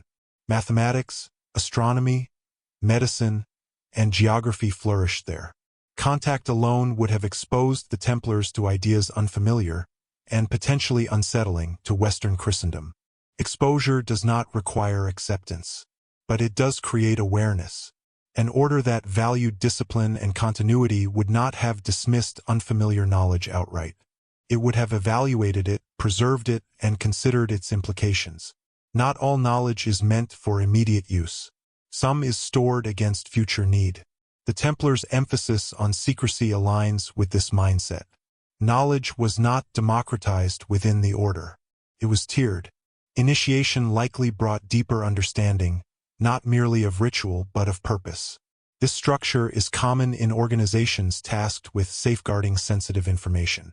It minimizes risk while ensuring continuity. Critics often argue that claims of Templar secret knowledge are exaggerated or invented after the fact. And it is true that later centuries romanticized the order. But exaggeration usually attaches itself to something real. Myths require a foundation. They do not persist for centuries without nourishment. The trials of the Templars provide further clues. Interrogators focused obsessively on initiation rituals, secret words, and symbolic objects. They believed something was being hidden. Torture was applied not just to punish, but to extract information. Yet despite immense pressure, no concrete revelation emerged. No forbidden texts were produced. No heretical doctrines were publicly revealed. This absence is telling. If the accusations were entirely false, one would expect inconsistencies, confusion, and improvisation. Instead, the interrogations followed a pattern, as if investigators were searching for something specific, something they believed existed but could not access. It is possible that whatever knowledge the Templars possessed had already been removed from reach by the time of the arrests. Knowledge does not have to be written to survive. Oral transmission, symbolism, and ritual can carry complex ideas across generations. In societies where writing is dangerous, memory becomes the archive. Symbols become containers. Stories encode meaning. The Templars were immersed in symbolism. Their architecture, rituals, and iconography were deliberate and layered. Symbols allowed communication without explicit explanation. To outsiders, they appeared decorative or ceremonial. To initiates, they conveyed instruction. This is not unique to the Templars. Many traditions use symbolism to preserve ideas that cannot be openly stated. It is a strategy born of necessity, not mysticism. If the Templars believed certain knowledge was dangerous, either because it challenged authority or because it could be misused, they would have restricted access. Guardianship, not dissemination, would have been their priority. This casts their later behavior in a different light. When faced with destruction, they did not attempt to defend their teachings publicly. They did not publish manifestos or reveal secrets to shame their accusers. Instead, they remained largely silent. This silence has been interpreted as guilt or weakness, but it can also be read as protection. Revealing sensitive knowledge under coercion would have defeated the purpose of preserving it. Silence, even unto death, ensured continuity elsewhere. The idea that the Templars saw themselves as guardians rather than innovators is crucial. Guardianship implies responsibility. It implies restraint. It implies the belief that some truths must wait for a world capable of understanding them. This belief is unsettling to modern sensibilities, which prize transparency. But in the medieval world, secrecy was often equated with wisdom. Not everything was meant for everyone. Knowledge without context could destroy as easily as it could enlighten. If the Templars believed this, their actions become coherent. They did not seek to overthrow institutions. They worked within them. They did not preach alternative doctrines. They preserved information quietly. They did not challenge authority openly. They avoided attention, until attention found them anyway. Once the order was targeted, the question shifted from preservation to survival. Knowledge cannot survive if its guardians are destroyed. So guardianship had to change form. It had to move. It had to adapt. This is where geography and secrecy intersect. If sensitive knowledge existed, maps, texts, traditions, or practices, it would not have been left in European commanderies waiting to be seized. It would have been relocated beyond immediate reach, possibly divided, possibly hidden in places where retrieval required intention, not accident. The idea that such knowledge could have been taken to the far edges of the known world is not as far-fetched as it sounds. Extreme remoteness is the ultimate form of encryption. No cipher is more secure than distance combined with inhospitable conditions. Antarctica, in this context, becomes symbolic as much as practical. It represents the ultimate archive, one guarded not by men, but by nature itself. Ice does not interrogate. Distance does not betray. This does not require belief in lost supercivilizations or fantastical technology. It requires only an understanding of human behavior under threat. When survival is uncertain, people protect what they value most by removing it from harm's way. The fear that surrounded the Templars was not irrational. It was the fear of losing control over narrative, belief, and history. Whether or not the Templars truly possessed dangerous knowledge, enough people believe they did, and belief shapes action. In the end, the question is not whether the Templars knew everything they were accused of knowing. It is whether they knew enough to frighten those in power. And if they did, then the lengths taken to erase them, and to search for what they might have hidden, begin to make a grim kind of sense. Because weapons can be defeated, wealth can be seized, but knowledge, once protected properly, can outlast empires. Antarctica as we know it today is a world of ice so vast and so unforgiving that it feels eternal. Glaciers stretch to the horizon, crushing mountains beneath their weight. Winds scour the surface clean, leaving no trace of what once was. It is tempting to believe this frozen reality has always existed, that Antarctica has always been a lifeless, inaccessible void. But science tells a far more complicated story, one that quietly destabilizes our assumptions about what might have been possible in the distant past. Beneath the ice lies a continent unlike the one we see. Mountain ranges rivaling the Alps, vast valleys, river systems frozen in place, lakes sealed beneath kilometers of ice, untouched by sunlight for millions of years. Antarctica is not an empty slab of rock. It is a buried landscape. And like all buried landscapes, it invites questions about what it once looked like before it was sealed away. Geological evidence confirms that Antarctica was not always frozen. Tens of millions of years ago, it supported forests, rivers, and wildlife. Fossilized pollen, plant remains, and soil samples tell a story of warmth and life. This is not speculation. It is established science. The continent drifted into its current polar position and gradually cooled as ocean currents shifted and global climates changed. The question that unsettles historians is not whether Antarctica was once warmer, but when it became truly inaccessible. Ice does not arrive all at once.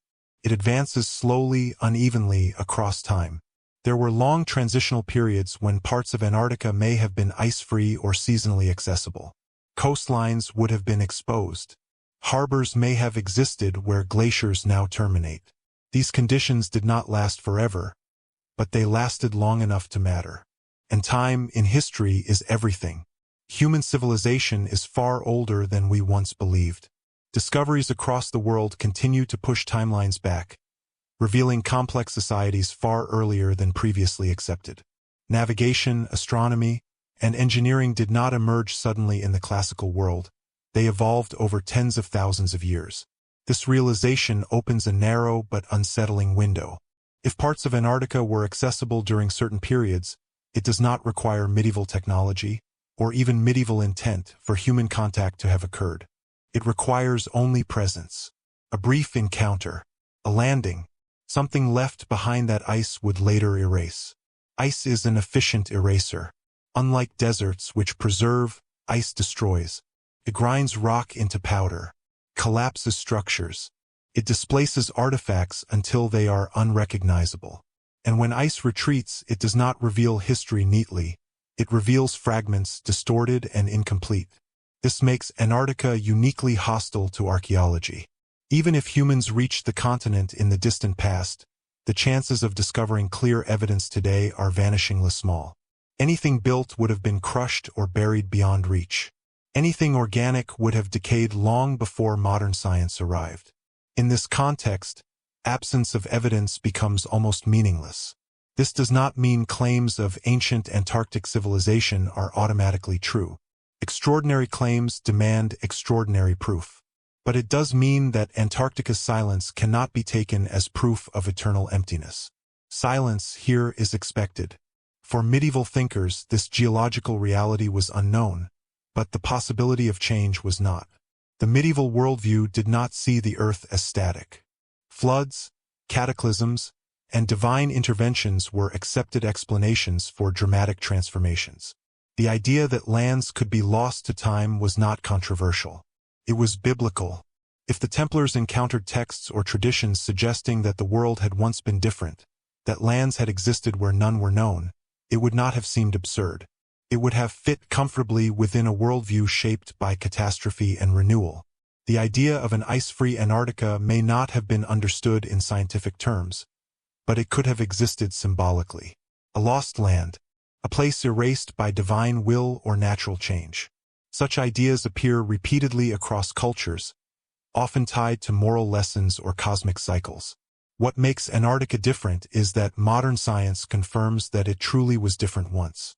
This convergence of myth and geology is rare and deeply unsettling.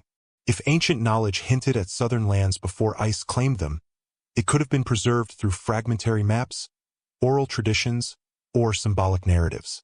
Over time, context would be lost. Climate would change. Ice would advance.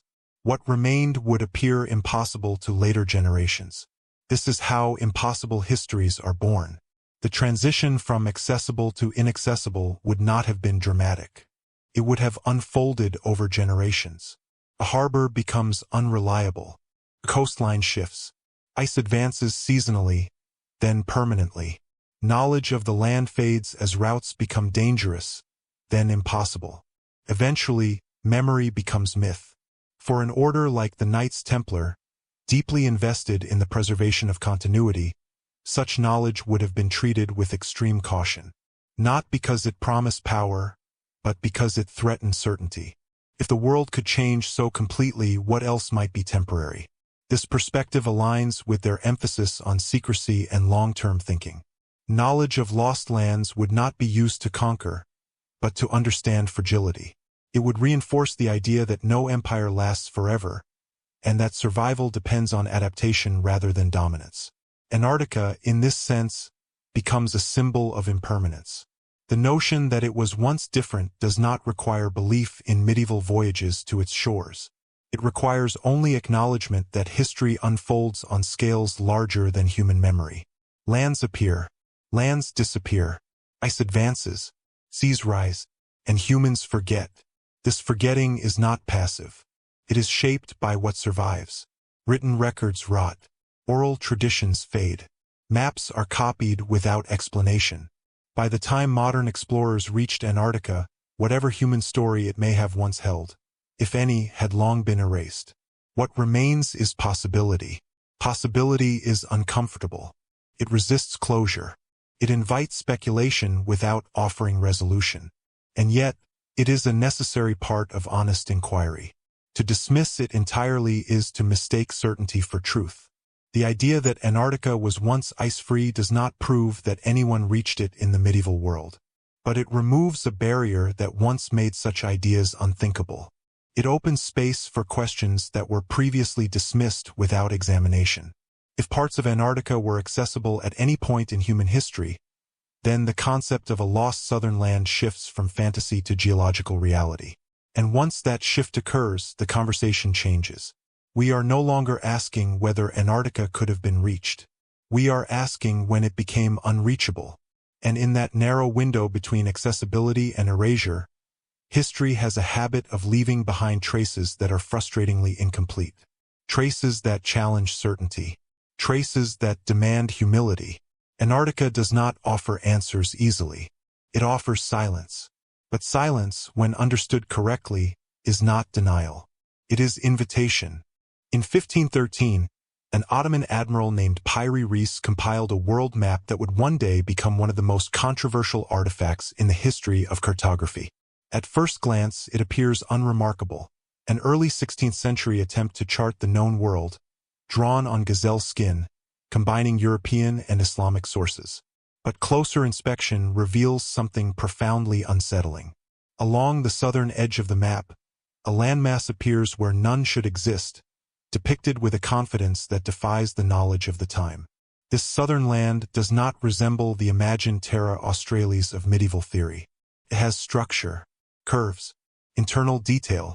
Some have argued that it resembles the coastline of Antarctica, specifically, Antarctica without ice. The claim is extraordinary, and it demands caution.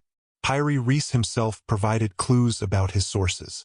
In marginal notes, he explained that his map was compiled from roughly 20 older charts, including some drawn during the time of Alexander the Great.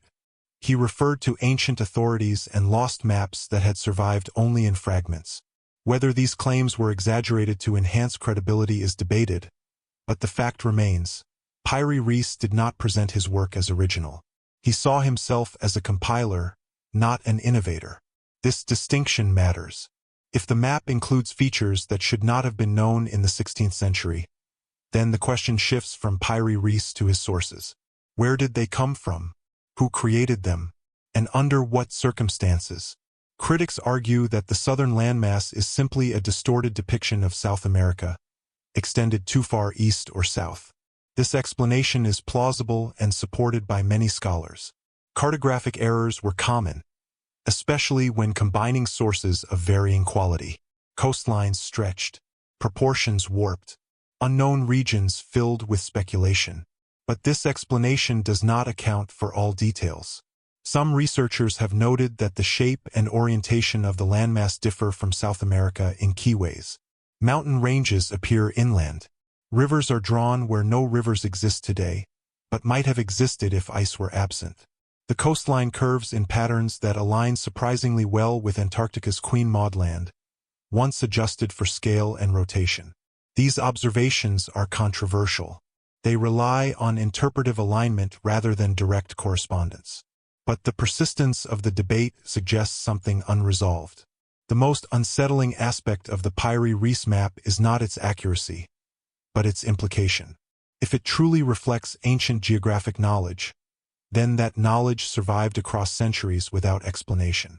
It was copied, preserved, and transmitted without context. The meaning was lost, but the shape endured. This is how dangerous knowledge survives. Not in clarity, but in fragments. The idea that Antarctica could be mapped without ice challenges not just historical timelines, but geological ones. Mainstream science holds that Antarctica has been ice-covered for millions of years. Critics of the Antarctic interpretation argue that any suggestion of an ice-free coastline in human timescales is impossible. Yet the map does not require full ice-free conditions. It requires only exposed coastlines, seasonal or localized. Glaciers retreat. Ice shelves collapse. Coastal access changes. Even today, ice-free areas exist along Antarctica's margins. A brief window of exposure is enough to observe and record. What troubles scholars is not the possibility itself, but the lack of a narrative explaining how such observation could have occurred. We have no documented voyages, no chronicles, no artifacts recovered from Antarctic soil, only a map copied from copies removed from context, surviving by chance. This is where the Knights Templar re-enter the conversation. The Templars did not create the Pyre Reis map, but they existed during a critical period of transmission. They were collectors of information. They had access to Islamic scholarship, Byzantine texts, and ancient sources unavailable to most Europeans. They operated across cultures, absorbing knowledge that others ignored or suppressed. If ancient maps existed, maps that hinted at lands beyond accepted geography, the Templars would have been among the few institutions capable of preserving them. Not necessarily because they understood their significance, but because they understood the value of preservation itself. The Pyre Reis map may represent the final echo of such preservation. The survival is accidental. Most of the map was lost. Only a fragment remains. This fragment survived because it was overlooked, misfiled, and rediscovered centuries later. Its survival tells us nothing about intention, but it tells us everything about fragility. Knowledge can survive not because it is protected, but because it is forgotten. The debate surrounding the Pyre Reis map often becomes polarized. Some see it as definitive proof of ancient global exploration. Others dismiss it entirely as coincidence and error. Both positions miss the deeper significance. The map does not prove that anyone reached Antarctica in antiquity or the medieval period. What it proves is that our understanding of historical knowledge transmission is incomplete. That information can persist without explanation. That maps can outlive the civilizations that created them. And that silence in the historical record does not guarantee ignorance. For the Templars, whose story is defined by missing records and deliberate erasure, this pattern is familiar. Their archives vanished. Their knowledge fragmented. What remains are echoes, symbols, rumors, and inexplicable survivals. The Pyre Reis map fits this pattern perfectly. It is not a message. It is a residue. Its existence forces us to confront uncomfortable questions about what has been lost. How much ancient knowledge vanished not because it was false, but because it no longer fit prevailing beliefs? How many maps were destroyed, repurposed, or ignored because they contradicted accepted geography? And how many survived only because no one recognized what they truly represented? Maps are not neutral artifacts. They are expressions of worldview. To draw something is to assert its existence. To preserve a map is to acknowledge the possibility that the world is larger and stranger than accepted truth allows. If the Templars preserved such possibilities, they did so quietly, not to challenge authority, but to ensure continuity. They did not need to prove anything. They needed only to prevent total loss. The Pyre Reis map, in this light, becomes less a revelation and more a warning. A warning that history is not a straight line. That knowledge does not progress neatly. That fragments of truth can survive in isolation, misunderstood and contested, waiting for a time when they can be reconsidered without fear. Whether or not the southern land on the map is Antarctica, its presence disrupts certainty. It reminds us that the past may have seen more than it remembered. That some truths were recorded without explanation, preserved without understanding. And that somewhere between ancient observation and modern disbelief lies a gap filled not with answers, but with silence. A silence that continues to invite questions we are still not ready to answer. Every civilization carries with it the memory of something lost. Sometimes that memory is explicit, preserved in texts and ruins. Other times it survives only as a story, passed from generation to generation, stripped of detail but heavy with emotion. Across cultures separated by oceans and millennia, one theme repeats with uncanny persistence. The belief that humanity once knew more than it does now. That there was a golden age, a forgotten world, a time before catastrophe erased knowledge and scattered survivors across a diminished Earth. The Greeks called it Atlantis. Plato described a powerful, advanced civilization that existed beyond the known world, destroyed in a single catastrophic event. He presented it as a moral lesson, but even in antiquity, readers debated whether Atlantis was allegory or memory. Plato insisted the story came from ancient Egyptian sources, passed down across generations. Whether true or not, the idea embedded itself deeply into Western thought. But Atlantis is not alone. In Mesopotamia, stories spoke of a great flood that wiped out an earlier age. In India, texts describe lost continents and cycles of creation and destruction stretching back unimaginably far. In the Americas, indigenous traditions recount ancient worlds destroyed by fire or ice. In the Pacific, legends of sunken lands and vanished homelands persist among island cultures. These stories do not agree in detail, but they agree in structure. They describe advanced societies undone by natural forces. They speak of knowledge lost and fragments preserved by survivors. They frame catastrophe not as an ending, but as a reset, an erasure that forces humanity to begin again with less than it once possessed. For centuries, these myths were dismissed as fiction or moral allegory. Modernity favored progress narratives, the idea that knowledge accumulates steadily over time. But archaeology has complicated that view. Each new discovery pushes the origins of civilization further back. Structures older than writing, tools older than agriculture, evidence of complexity where none was expected. Progress, it seems, is not linear. This realization gives new context to ancient myths. They may not describe specific events accurately, but they may encode a deeper truth, that human knowledge is fragile, that it can be lost not through ignorance, but through catastrophe. For an order like the Knights Templar, steeped in history and symbolism, such ideas would have carried weight. They lived among ruins that predated them by centuries. They walked the remnants of civilizations erased by conquest and time. They understood that empires fall, and that knowledge often falls with them. If the Templars encountered traditions or texts suggesting lost worlds, they would not have dismissed them outright. They would have recognized the pattern. Jerusalem itself was a testament to layered destruction and rebuilding. Sacred sites repurposed, meanings overwritten, memories contested. The idea that entire civilizations could vanish would not have seemed far-fetched. Antarctica enters this conversation not as Atlantis reborn, but as a silent placeholder. A real land that exists beyond the reach of most human history. A continent that, if once different, could embody the idea of a lost world without requiring mythic embellishment.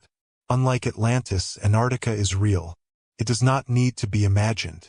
It only needs to be reconsidered. The idea that Antarctica might represent the physical remnant of a lost age is speculative, but it resonates because it aligns with both myth and geology. We know the continent changed. We know it was once warmer. We know it was isolated long before recorded history. What we do not know is whether humans ever encountered it during those transitional periods. This uncertainty mirrors the structure of lost world myths perfectly. The Templars, as guardians of continuity, would have been sensitive to such parallels. Their role was not to prove or disprove myths, but to preserve the possibility that they contained truth, to ensure that fragments survived even when context did not. Lost world narratives often include a crucial detail: survivors. Knowledge is not entirely destroyed. It is carried forward in pieces, symbols, stories, maps. Over time, these pieces become disconnected from their origins. They appear fantastical. They are doubted, but they persist. This persistence suggests intention. Someone, somewhere, believed these fragments mattered enough to protect. The Templars' alleged interest in ancient knowledge, relics, and symbolic preservation fits naturally into this framework. They did not seek to recreate lost worlds. They sought to remember them, quietly, without claiming authority. Their secrecy becomes understandable in this light. To publicly promote the idea that civilizations had risen and fallen before recorded history would have undermined medieval theology. It would have challenged the notion of a singular creation narrative and a linear path toward salvation. Such ideas were not merely controversial. They were dangerous. If the Templars believed that humanity had been reset before, they might also believe it could happen again. This belief would encourage long-term thinking, preservation over conquest, endurance over display. Antarctica, then, becomes more than a destination. It becomes a symbol of what happens when nature erases human presence completely. A reminder that no matter how powerful a civilization becomes, it is temporary. In this sense, the fascination with lost worlds is not escapism. It is warning. Modern science increasingly supports the idea that Earth's climate can change rapidly and dramatically. Ice ages come and go. Sea levels rise and fall. Entire regions become uninhabitable. These changes have shaped human history repeatedly, often without leaving clear records.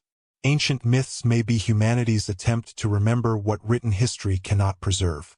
If the Templars encountered such ideas, whether through ancient texts, oral traditions, or their own observations, they would have recognized their significance. They lived in an era obsessed with apocalypse. The Book of Revelation was not metaphorical to medieval minds. It was expectation. To them, the end of the world was not abstract. It was imminent. This worldview would have made lost world narratives feel less like fantasy and more like precedent. Evidence that the world had ended before in different forms. That survival depended on preparation and memory. The idea that Antarctica could be connected to such a precedent is not about proving a specific myth true. It is about understanding how humans use myth to grapple with loss and impermanence. The Templars, trained to think beyond individual lifespans, would have understood this deeply. Their vows were not about personal fulfillment. They were about service to something enduring. If they preserved knowledge of lost worlds, it would not have been to claim superiority. It would have been to remember vulnerability. Lost civilizations remind us that knowledge is not guaranteed, that progress can reverse, that memory can fail, and Antarctica, silent and erased, stands as the ultimate embodiment of that lesson. It is a continent that remembers nothing, and that is precisely why it continues to haunt the human imagination. Symbols are among the most durable creations of human civilization. Long after languages change and empires collapse, symbols remain. Etched into stone, woven into ritual, carried silently across generations. They survive because they can mean different things to different people. They reveal nothing to the uninitiated, yet everything to those who know how to read them. For an order like the Knights Templar, whose survival depended on discretion, symbolism was not decoration. It was infrastructure. The Red Cross of the Templars is one of the most recognizable emblems in history, yet even it was not as simple as it appeared. To the outside world, it signified devotion and sacrifice. To those within the order, it carried layered meaning tied to vows, identity, and duty. But beyond this public symbol lay a quieter language, one of geometry, orientation, and repetition. Templar churches across Europe share unusual architectural features. Many are round, echoing the Church of the Holy Sepulchre in Jerusalem. Others align with solstices or cardinal directions in ways that suggest intentional design rather than coincidence. These patterns do not prove secret knowledge, but they suggest a worldview in which space and meaning were intertwined. Symbolic thinking shaped how the Templars organized themselves. Rituals were structured not only to inspire faith, but to reinforce memory. A gesture, a phrase, a pattern, each could serve as a mnemonic device. In an era when writing was dangerous, memory was the safest archive. This matters when considering claims of Templar symbols found far beyond Europe. From the Americas to remote islands, various carvings and markings have been attributed, often controversially, to the Templars. Most of these claims do not withstand scholarly scrutiny. Symbols are easily misidentified. Similar shapes emerge independently across cultures. A cross does not require a knight to explain its existence. But not all claims are equal. Some reported markings resemble not just crosses, but specific combinations of symbols associated with medieval European orders. Others appear in contexts that challenge conventional timelines of contact. These cases remain disputed, and skepticism is warranted. But skepticism should not be confused with dismissal. What makes these claims persist is not the symbols themselves, but the pattern of interpretation. People believe they see Templar marks because the Templars are believed to have traveled, preserved knowledge, and disappeared quietly. The symbol becomes a placeholder for possibility. Antarctica, of course, presents the most extreme version of this phenomenon. Claims of Templar symbols in Antarctica are extraordinarily thin. No verified artifacts exist. No peer-reviewed studies support such assertions. And yet, the idea refuses to disappear. It circulates in fringe literature, documentaries, and speculative discussions, often dismissed outright by academics. Why? Because Antarctica is the ultimate blank canvas. It is a place where evidence is nearly impossible to verify or disprove. Ice conceals, distance deters, access is limited. In such an environment, imagination thrives. The absence of evidence becomes fertile ground for projection. But symbols, even imagined ones, tell us something important. They reveal what people believe could be true, even if it cannot be proven. For the Templars, symbolism served a practical function. It allowed continuity without exposure. A symbol carved into stone could survive long after the knowledge it represented faded. To later generations, it might appear meaningless. To those trained to recognize it, it could serve as confirmation. This raises an unsettling possibility. What if symbols were not meant to be discovered by outsiders at all? What if they were placed for future members or successors to find? In that case, obscurity would be a feature, not a flaw. Antarctica, if used symbolically rather than physically, could represent the ultimate sealed archive. Not because something was built there, but because it represented the idea of inaccessibility itself. A place where memory goes to sleep. The language of symbols does not require physical presence to be powerful. A map marking an unreachable place can function as a symbol. A repeated geometric form can encode direction, alignment, or cosmological belief. Symbols can point without pointing directly. For medieval thinkers, symbolism bridged the material and spiritual worlds. A physical mark could represent a metaphysical truth. Place could embody an idea. Antarctica, long imagined before it was understood, fits this role perfectly. If the Templars preserved knowledge through symbolic systems, those systems would not announce themselves. They would appear mundane or decorative. They would require context to interpret, and that context may have been intentionally limited. This makes modern attempts to find Templar symbols in remote locations inherently flawed. We search for explicit markers when the true system may have been implicit. We expect inscriptions when the real message may have been orientation, absence, or repetition. The danger of overinterpretation is real. Humans are pattern-seeking creatures. We impose meaning where none exists. Many alleged Templar symbols are likely coincidental or misattributed. But coincidence does not explain everything. The endurance of symbolic continuity across centuries suggests deliberate design. Orders that value secrecy rely on systems that can survive without supervision. Symbols accomplish this by being overlooked. When the Templars were destroyed, their symbols were not erased. Churches remained. Architecture endured. Ritual language persisted in modified form. Even the Red Cross continued to appear in new contexts. This persistence suggests that symbolism was not dependent on the order's survival. It was meant to outlast it.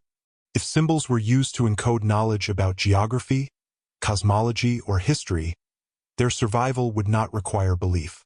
Only recognition, and recognition can wait. Antarctica, as a symbolic destination, fits into this framework. It is not a place one stumbles upon. It requires intention, preparation, acceptance of extreme isolation. In symbolic terms, it represents ultimate separation from the world. If the Templars ever conceived of such a place, whether real or imagined, it would have functioned as the perfect endpoint for secrecy. Not a location to visit casually, but an idea to contemplate. Symbols pointing towards such an idea would not say, "Go here." They would say, "Here exists something beyond reach." This interpretation does not require physical Templar presence in Antarctica. It requires only that Antarctica or the concept of an unreachable southern land occupied a place in their symbolic imagination. That imagination, shaped by lost worlds, secret knowledge, and the fragility of civilization, would have found resonance in the idea of a continent erased by ice.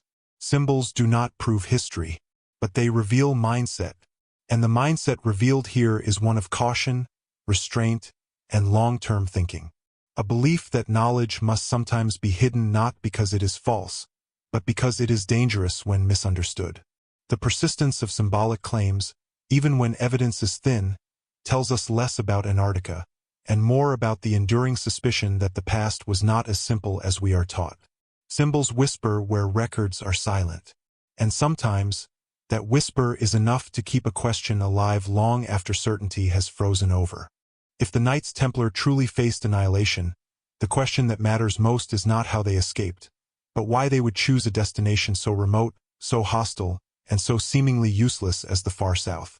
Antarctica offers no wealth, no fertile land, no trade routes, cannot support settlement. It does not reward ambition.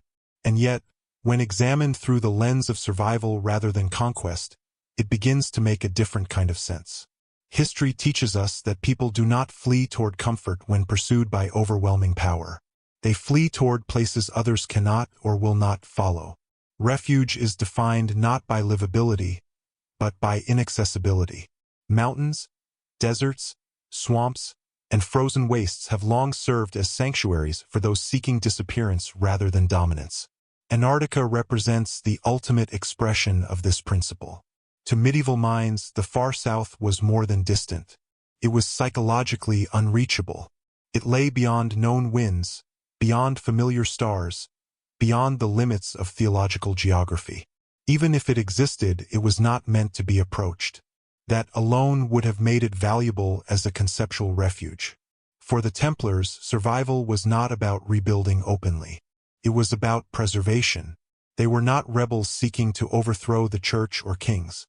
They were an order seeking to endure beyond condemnation. That endurance required distance, absolute distance. Europe was no longer safe.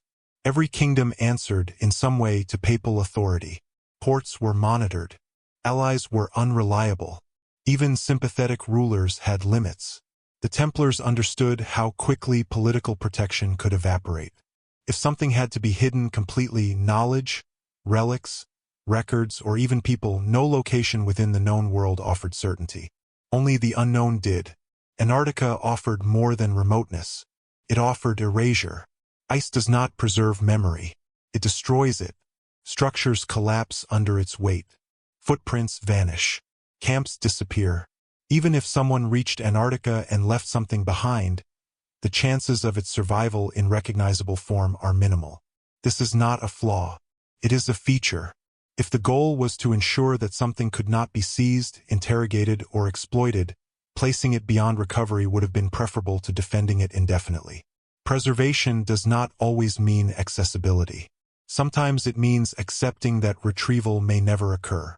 This idea runs counter to modern thinking, which equates preservation with display. But medieval preservation often meant concealment. Relics were hidden during invasions. Texts were buried or sealed. Knowledge was fragmented deliberately so no single capture could destroy it entirely. Antarctica, in this framework, becomes less a refuge and more a vault. A vault that no one can break into because no one believes it exists or believes it matters. Another motive lies in symbolism. The Templars were deeply influenced by Christian cosmology. They saw the world not just as geography, but as a moral landscape. Certain places carried spiritual meaning. Deserts were places of testing. Mountains were places of revelation. The sea represented chaos and transition. The far south, imagined as a realm beyond human order, could have been seen as a liminal space, neither sacred nor profane but untouched. A place where human corruption could not reach. If the Templars believed certain knowledge was dangerous to the unprepared, placing it beyond human reach could have been seen as an act of humility rather than fear. A recognition that not all truths are meant to be used. There is also the matter of time. Antarctica is not just distant in space. It is distant in time. This environment changes slowly. Ice preserves nothing recognizable, but it preserves silence. Whatever happens there remains isolated from the flow of history. For an order thinking in centuries rather than years, this mattered. If they believed the world would one day change, politically, spiritually, or even geologically, then hiding something in a place defined by permanence would make sense. Antarctica's isolation is not temporary. It is structural. Unlike islands or deserts, it cannot be gradually settled. This hostility does not diminish with familiarity. This makes it uniquely resistant to integration into human systems. In practical terms, it is important to acknowledge the extreme challenges of reaching Antarctica. Medieval technology would have made such a journey extraordinarily dangerous. But danger does not equal impossibility. It equals commitment. If the Templars believed something was worth removing completely from the world, they would not have chosen a half measure. They would have chosen finality. Another possibility is that Antarctica was never intended as a place of return. Not a refuge to live in, but a destination to deposit something and leave. A one-way journey for objects, not people. Or for a small group tasked with a singular mission, not survival. This reframes the idea of motive entirely. The question is not why would they go there, but why would they not want to come back? In moments of existential threat, organizations sometimes choose sacrifice over compromise. They accept loss to prevent corruption. If the Templars believed their knowledge could be misused or twisted, they may have chosen disappearance over exposure. This is not martyrdom in the traditional sense. It is stewardship taken to its extreme. Antarctica also offers another advantage: ambiguity. Even today, debates rage about what lies beneath its ice. Radar reveals structures that could be natural or artificial. Geological features resemble formations elsewhere. Data is incomplete. Interpretation is contested. This ambiguity protects secrets better than certainty ever could. If something were hidden in a place everyone believed was empty, it would remain untouched. Doubt becomes a shield. It is also possible that Antarctica served not as a destination, but as a direction. A final instruction encoded in maps or symbols. A reminder that ultimate secrecy lies beyond the world of men. In this sense, Antarctica is not about geography at all. It is about philosophy. It represents the acceptance that some knowledge must be removed from human systems entirely. That preservation sometimes means letting go. For the Templars, whose rise and fall taught them how quickly institutions can turn predatory, this lesson would have been bitter and clear. Trust in systems was misplaced. Only distance offered certainty. If they chose the far south, they chose it not because it offered life, but because it offered oblivion. And in the face of annihilation, oblivion can be the most powerful form of protection. Whether or not the Templars ever reached Antarctica, the question of motive forces us to confront something uncomfortable. That survival is not always about continuation. Sometimes, it is about preventing the wrong future from ever occurring. Antarctica, silent and unreachable, embodies that choice perfectly. It is not a land of hope. It is a land of final silence. And silence, when chosen deliberately, can be the strongest safeguard of all. There are places on Earth that seem designed to forget. Forests reclaim ruins, sand buries cities, oceans swallow ships. But nowhere does forgetting operate with the same ruthless efficiency as in Antarctica. Ice does not preserve stories. It does not commemorate. It does not allow memory to linger. It crushes, grinds, and erases until even the shape of what once existed becomes unrecognizable. If history were a living thing, Antarctica would be its grave. This is not poetic exaggeration. It is geological reality. Glaciers behave like slow-moving machines.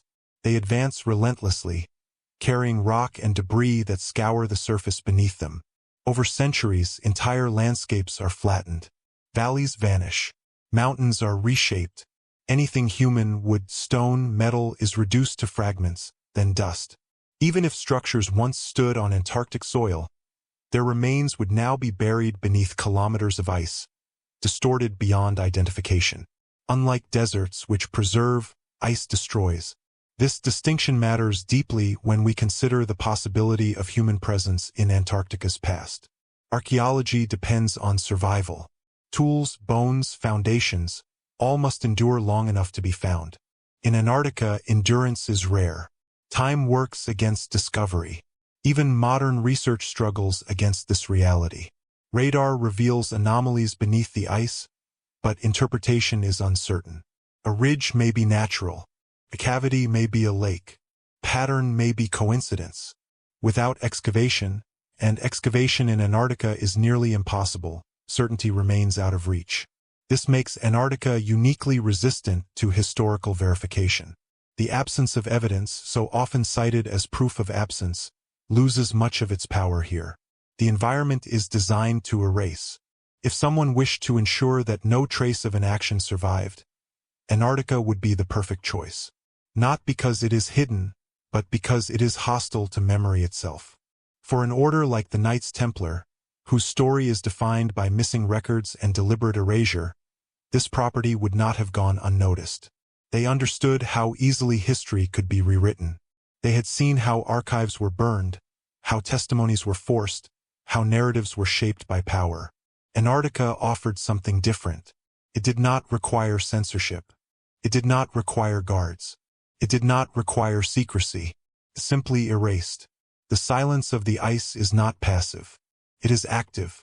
It consumes sound, movement, and evidence alike. Even today, human presence in Antarctica feels temporary. Research stations are dismantled.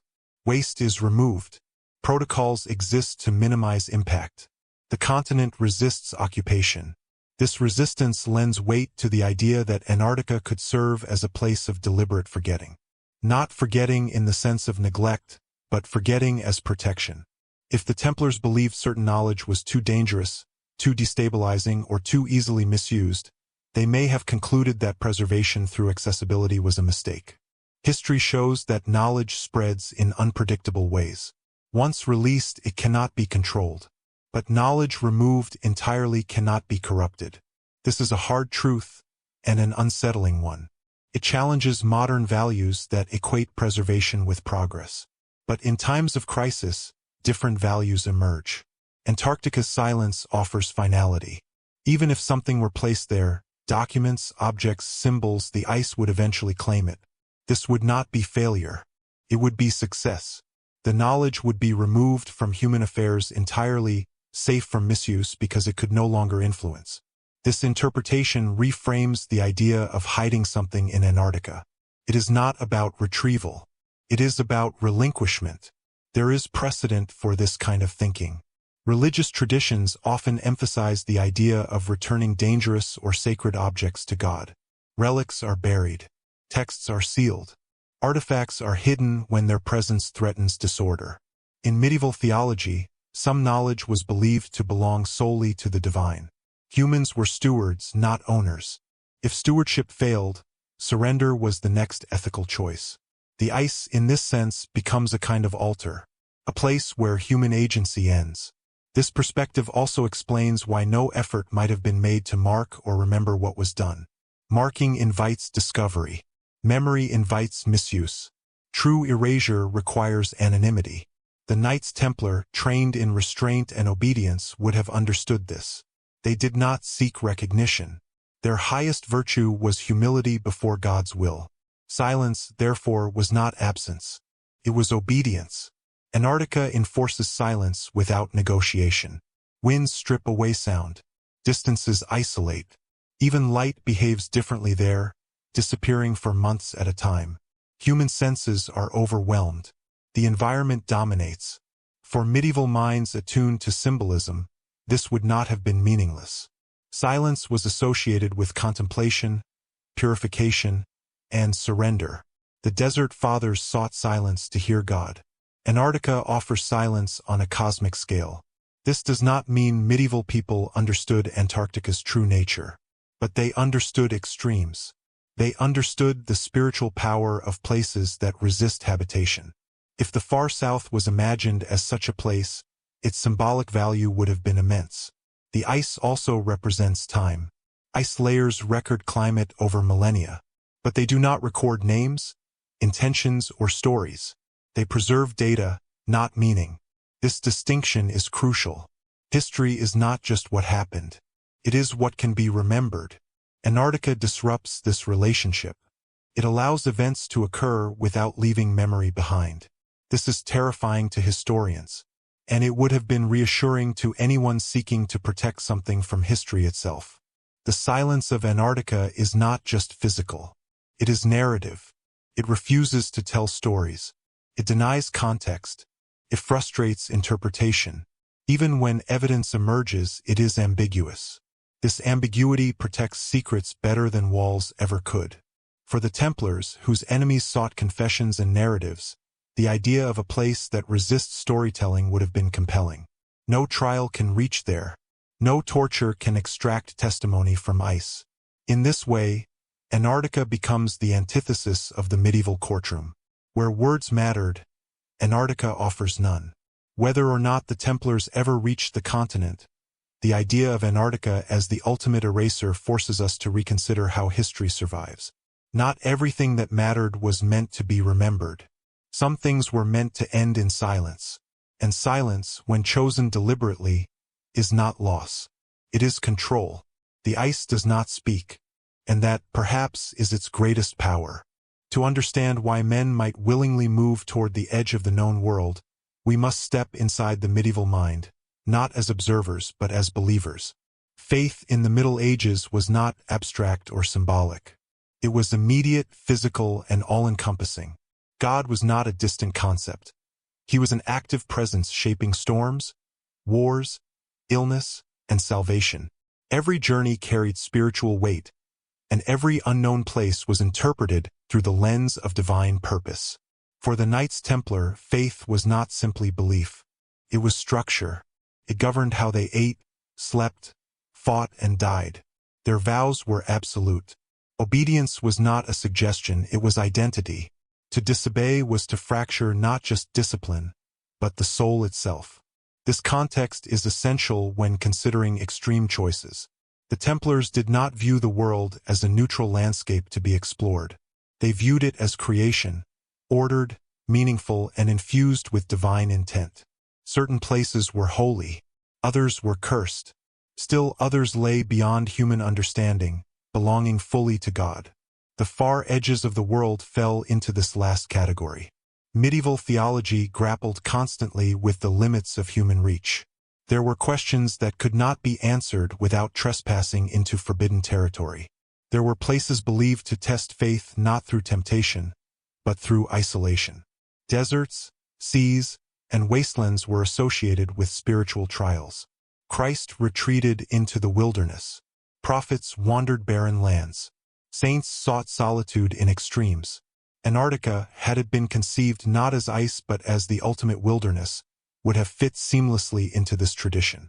To approach such a place would not have been seen as arrogance. It would have been seen as surrender, an act of humility before creation, a recognition that some journeys are not meant to return knowledge, but to demonstrate devotion. The Templars' relationship with death further illuminates this mindset. They were trained to accept mortality as a constant companion. To die in service was not tragedy, it was fulfillment. The fear of death, which restrains most human ambition, held less power over men who believed their salvation was assured. This belief changes everything. Modern observers often assume survival was the ultimate goal of any flight or escape. But for medieval religious warriors, survival was secondary to obedience. If a mission required sacrifice, sacrifice was expected. If the Templars believed that protecting something, knowledge, relics, or continuity, required going beyond the reach of human society, they would not have hesitated because of personal risk. The question would not have been, can we survive? But, is this what we are called to do? Faith, in this sense, becomes a form of courage. The medieval worldview also embraced the idea that the world itself was temporary. History was moving toward an end, a final judgment. Earthly kingdoms were fleeting. What mattered was alignment with divine will. In such a framework, preserving knowledge for future generations was not necessarily about progress. It was about stewardship. ensuring that truth survived long enough to be revealed when the time was right. This belief helps explain the Templar silence during their trials. They did not shout their innocence. They did not expose secrets to shame their persecutors. They endured. Silence, in medieval spirituality, was often seen as strength. The far edges of the world carried symbolic resonance as places where faith could be tested without distraction. Monastic traditions emphasized withdrawal from society to achieve clarity. The more isolated the environment, the more intense the encounter with God. Antarctica, by modern definition, is isolation incarnate. But even without knowing its true nature, the concept of a place beyond warmth, beyond comfort, beyond human presence would have appealed to this spiritual logic. A place where human ambition dissolved, leaving only endurance and faith. There is also the concept of custodianship. If the Templars believed they were entrusted with something sacred, their responsibility would not have ended with their own lives. Custodianship implies sacrifice without recognition. It means accepting obscurity to protect integrity. In Christian theology, this idea is embodied in the concept of the hidden servant, one who works unseen, whose reward is not earthly acknowledgement but divine approval. Such servants do not seek legacy. They seek fidelity. If a small group of Templars were chosen to carry out a final, irreversible mission, their motivation would not have been survival or glory. It would have been obedience. They would have understood their role as terminal, not transitional. This understanding reframes the idea of disappearance. Disappearing is not failure. It is completion. The edge of the world, then, becomes not a place of exile but of culmination. Faith also shaped how medieval people understood suffering. Hardship was not meaningless. It refined the soul. Enduring extreme conditions was seen as proof of divine favor or testing. Those who survived did so by God's will. Those who died were believed to have fulfilled their purpose. This belief allowed men to undertake journeys that modern minds struggle to comprehend. We measure risk through probability. They measured it through purpose. This difference is crucial. If the Templars believed that a mission led them to a place where human systems could not reach, where even memory might fade, they would have seen that as fitting, not tragic. God, not history, was the ultimate witness. Antarctica, in this sense, becomes sacred not because of what it contains, but because of what it removes. Noise, ambition, record. It strips humanity down to endurance and faith. There is also the medieval belief in cosmic order. The world was seen as layered, with heaven above and hell below. Extremes, whether altitude, depth, or distance, were thought to bring humans closer to the divine or the infernal. The far south, unknown and uninhabited, could be imagined as a threshold. Not a destination, but a border between worlds. Such thinking may seem alien today, but it governed medieval decision-making. Journeys were not evaluated solely on material outcomes. They were evaluated on spiritual significance. If the Templars stood at the brink of destruction and believed their final duty lay beyond the known world, faith would have carried them where reason hesitated. This does not mean they were reckless. It means they operated within a different calculus. One where meaning outweighed survival. One where silence could be holier than testimony. One where disappearance could be the highest form of obedience. Whether or not any Templars ever reached Antarctica, understanding their faith is essential to understanding why the idea cannot be dismissed out of hand. Their worldview made extreme choices plausible. It made sacrifice meaningful. It made the edge of the world not a void, but a place where duty might finally be fulfilled. In that light, Antarctica is not merely ice and distance. It is the ultimate monastic cell. At a certain point in every investigation, a quieter voice enters the room. It does not shout. It does not speculate. It asks for evidence. This voice belongs to skeptics and scholars, and it plays an essential role in separating possibility from fantasy. Without it, history collapses into wishful thinking. With it, however, many mysteries become uncomfortable rather than resolved. The idea that the Knights Templar might have reached Antarctica is one such case, one that demands restraint as much as imagination. From an academic perspective, the objections are substantial. There are no contemporary medieval accounts describing a voyage to the Antarctic region. No ship logs, no letters, no chronicles, no material remains recovered from Antarctic soil that can be conclusively dated to medieval Europe. For historians trained to rely on primary sources, this absence is decisive. Extraordinary claims, they argue, require extraordinary proof. Medieval navigation, while impressive for its time, faced severe limitations. Ships were not insulated against extreme cold. Crews lacked knowledge of hypothermia, scurvy, and polar survival. Provisions would have spoiled quickly. Icebergs posed lethal dangers. Even centuries later, early modern explorers struggled terribly in southern latitudes with far more advanced technology. From this perspective, Antarctica is not merely distant, it is lethally implausible. Scholars also emphasize the dangers of retrofitting modern knowledge onto medieval contexts. Just because we now know Antarctica exists does not mean medieval people could have conceptualized or reached it meaningfully. Terra Australis, they argue, was an abstract idea, not a navigational target. To treat it as a real destination is to misunderstand medieval cartography entirely. Maps like the Pyrie Reis chart, critics say, are often misinterpreted by modern eyes seeking precision where none was intended. Coastlines are distorted. Orientations are symbolic. Apparent accuracy may be coincidence enhanced by selective comparison. The human brain is exceptionally good at seeing patterns, even when none exist. This critique is not unreasonable. History is littered with theories built on misread maps and overinterpreted artifacts. Atlantis itself has been found in dozens of locations, each time with convincing arguments that collapse under scrutiny. The academic instinct to resist such claims is not cynicism, it is responsibility. And yet, skepticism does not close the case, complicates it. The strongest scholarly objections rely on the absence of direct evidence. But absence, in this case, is not neutral. Antarctica is uniquely hostile to preservation. Ice erases material culture. Time destroys context. Even if a medieval expedition reached Antarctic shores briefly, the probability of recoverable evidence surviving is extraordinarily low. This does not prove anything, but it weakens the finality of dismissal. Another scholarly concern lies in motivation. Why would the Templars attempt such a journey at all? They were not explorers.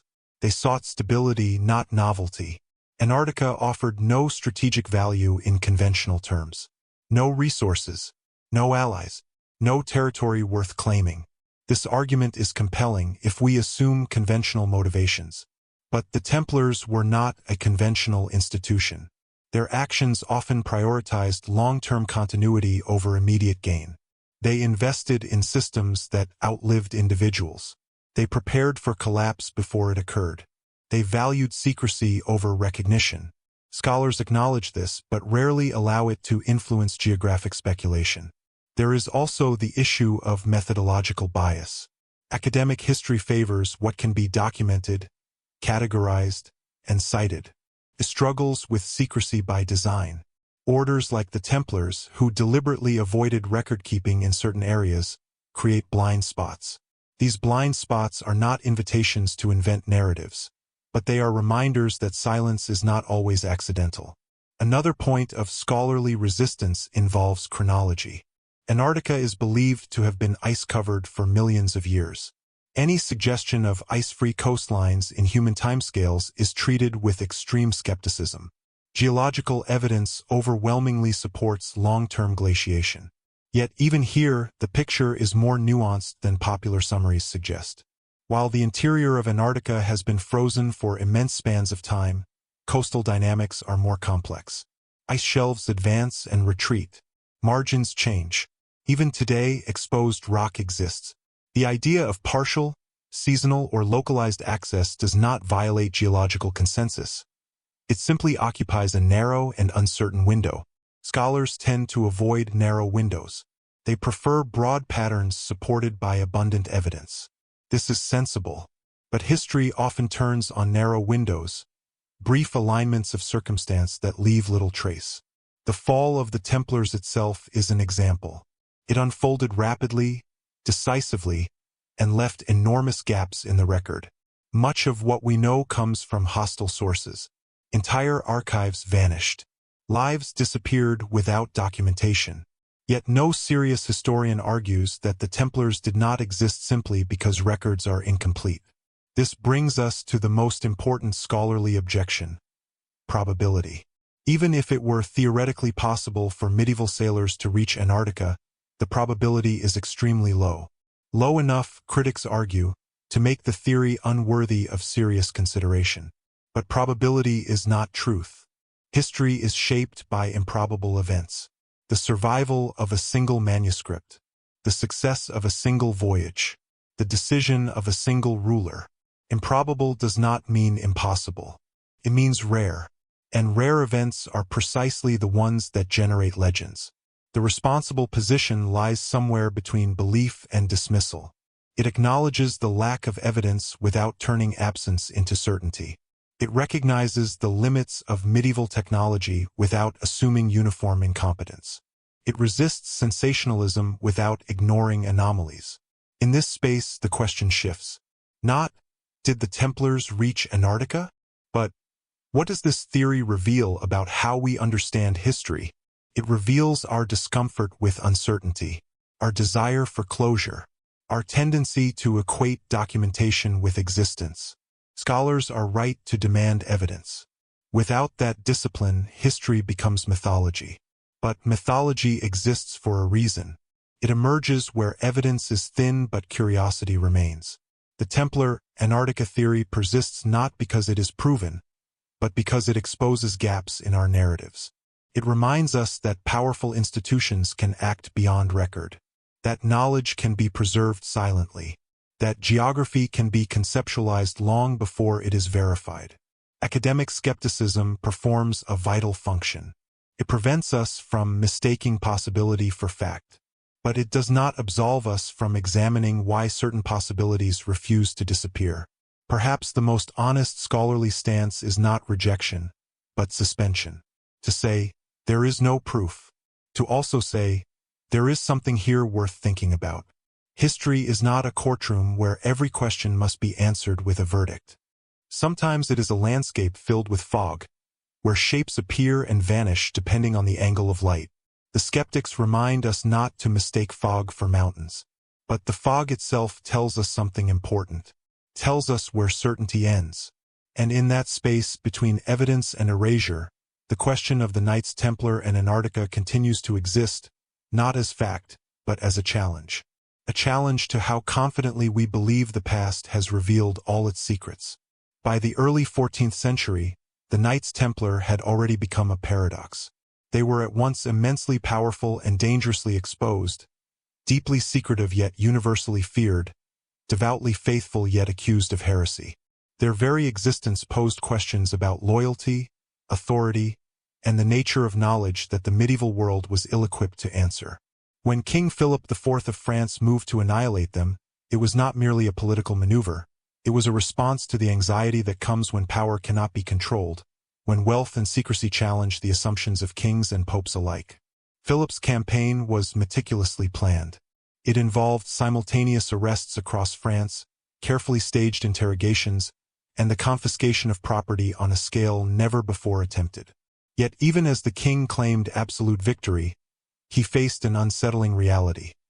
Much of what he sought could not be seized. Ships vanished. Records disappeared. Men who should have been caught managed to evade capture. It was as though the Templars had anticipated the assault, not in rumor but in design. This foresight points to something deeper than mere preservation of wealth. The Templars were not merely avoiding capture. They were safeguarding continuity. Centuries of accumulated experience, military, financial, and navigational, had created a network capable of acting independently of its visible structures. The disappearance of ships, in particular, is a testament to this capability. Fleet movements were deliberate, timed, and likely intended to remove people or objects of critical importance from the reach of hostile authority. The order's collapse in Europe was dramatic, but its effects were uneven. In Portugal, the creation of the Order of Christ allowed many Templars to continue operating under a new name, protecting both personnel and knowledge. In Scotland and parts of Italy, enforcement was inconsistent, offering temporary refuge. Even within France, some individuals evaded the full force of royal and papal authority. This unevenness suggests that the dissolution was not total in practice, only in proclamation. Such selective survival required extraordinary planning. Communication had to be discreet. Knowledge had to be compartmentalized. Decisions were likely centralized among a few trusted leaders, who directed action while the majority followed instructions without full understanding. The order's culture of obedience, secrecy, and ritual discipline made this possible. It is a remarkable demonstration of institutional foresight, a recognition that collapse does not have to mean total annihilation. The implications extend beyond mere escape. If the Templars anticipated their fall, they were likely motivated by more than self-preservation. Their silence during interrogations, their careful management of resources, and the coordinated dispersal of assets all point to an understanding that some elements of the order were more valuable than life itself. Whether this value was knowledge, artifacts, or strategic positioning remains unknown, but the pattern is clear. Survival was less about living and more about continuity. Continuity in this context is not survival in the usual sense. It is preservation. It is the maintenance of structures, systems, and knowledge that could endure despite persecution. By removing key assets from Europe, whether physical, intellectual, or symbolic, the Templars ensured that no single action could destroy what they deemed essential. This approach is consistent with their long-term thinking throughout their existence. Their early establishment of commanderies, their banking systems, their fleet networks, all reflect a strategic mindset attuned to endurance over immediate gain. This endurance is closely linked to their treatment of knowledge. Historians have long noted that the Templars maintained archives, rituals, and protocols designed to transmit information without revealing it openly. Knowledge was tiered, passed selectively, and often encoded in symbols or oral tradition. In such a system, physical dispersion of personnel and materials does not result in loss. It results in distribution. Threats to one segment of the network cannot compromise the whole. If this is true, the consequences are profound. The Templars were not merely hiding money or ships. They were safeguarding the invisible infrastructure of their order. Records may have been destroyed, but the principles behind them persisted. Skills, memory, and coded understanding could travel far beyond the reach of European authorities. Even the death of leaders did not necessarily eliminate what had been preserved. Human systems, when carefully structured, can survive under radical pressure. This raises the possibility of intentional relocation to extreme distances. The far south, imagined or real, becomes compelling not because of resources, but because of isolation. The farther one moves from centers of authority, the more control an organization retains over what survives. Geography, in this sense, functions as a natural security system. Ice, mountains, and oceans enforce boundaries that no human force can easily penetrate. The Templars understood risk. They had faced enemies across continents, adapted to diverse political landscapes, and survived internal challenges. They were accustomed to planning for worst-case scenarios.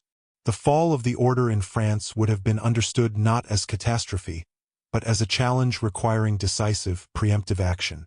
Moreover, the timing of fleet disappearances suggests deliberate coordination. Ships left port simultaneously, avoiding observation, carrying unknown cargo. This was not opportunistic flight. It was execution of a contingency plan. Logistics alone, crew, provisions, navigation, require meticulous preparation. Medieval Europe rarely saw coordination on such a scale. For it to occur, leadership had to anticipate the collapse well in advance. What might have been transported? Historians can speculate endlessly, but the possibilities point to what the Templars valued most: knowledge, artifacts, and strategic continuity. Documents, maps, and symbols could ensure that their principles and operations survived even if the visible order was destroyed. Ships may have carried personnel with specialized knowledge, trained in ritual and protocol, who could act independently to protect the order's core purpose. The combination of human expertise and material resources is a powerful tool for institutional survival. The philosophical dimension of this planning is equally significant. The Templars viewed their mission in long-term, almost cosmic terms. Their vows emphasized obedience, sacrifice, and duty to God above personal safety. To preserve knowledge, even at the cost of individual lives, would have aligned perfectly with their worldview. Survival was not about comfort or legacy. It was about fulfilling a mandate that transcended the temporal. This mindset also explains the secrecy surrounding their dispersal. To communicate openly would have endangered the very assets they sought to protect. Instructions had to be precise but minimal, reliance on trust absolute. The order's internal discipline made this feasible. Members were trained to execute orders without question, to maintain secrecy even under extreme pressure, and to prioritize the collective mission over individual survival. In the aftermath, Europe interpreted the Templars' disappearance as total defeat.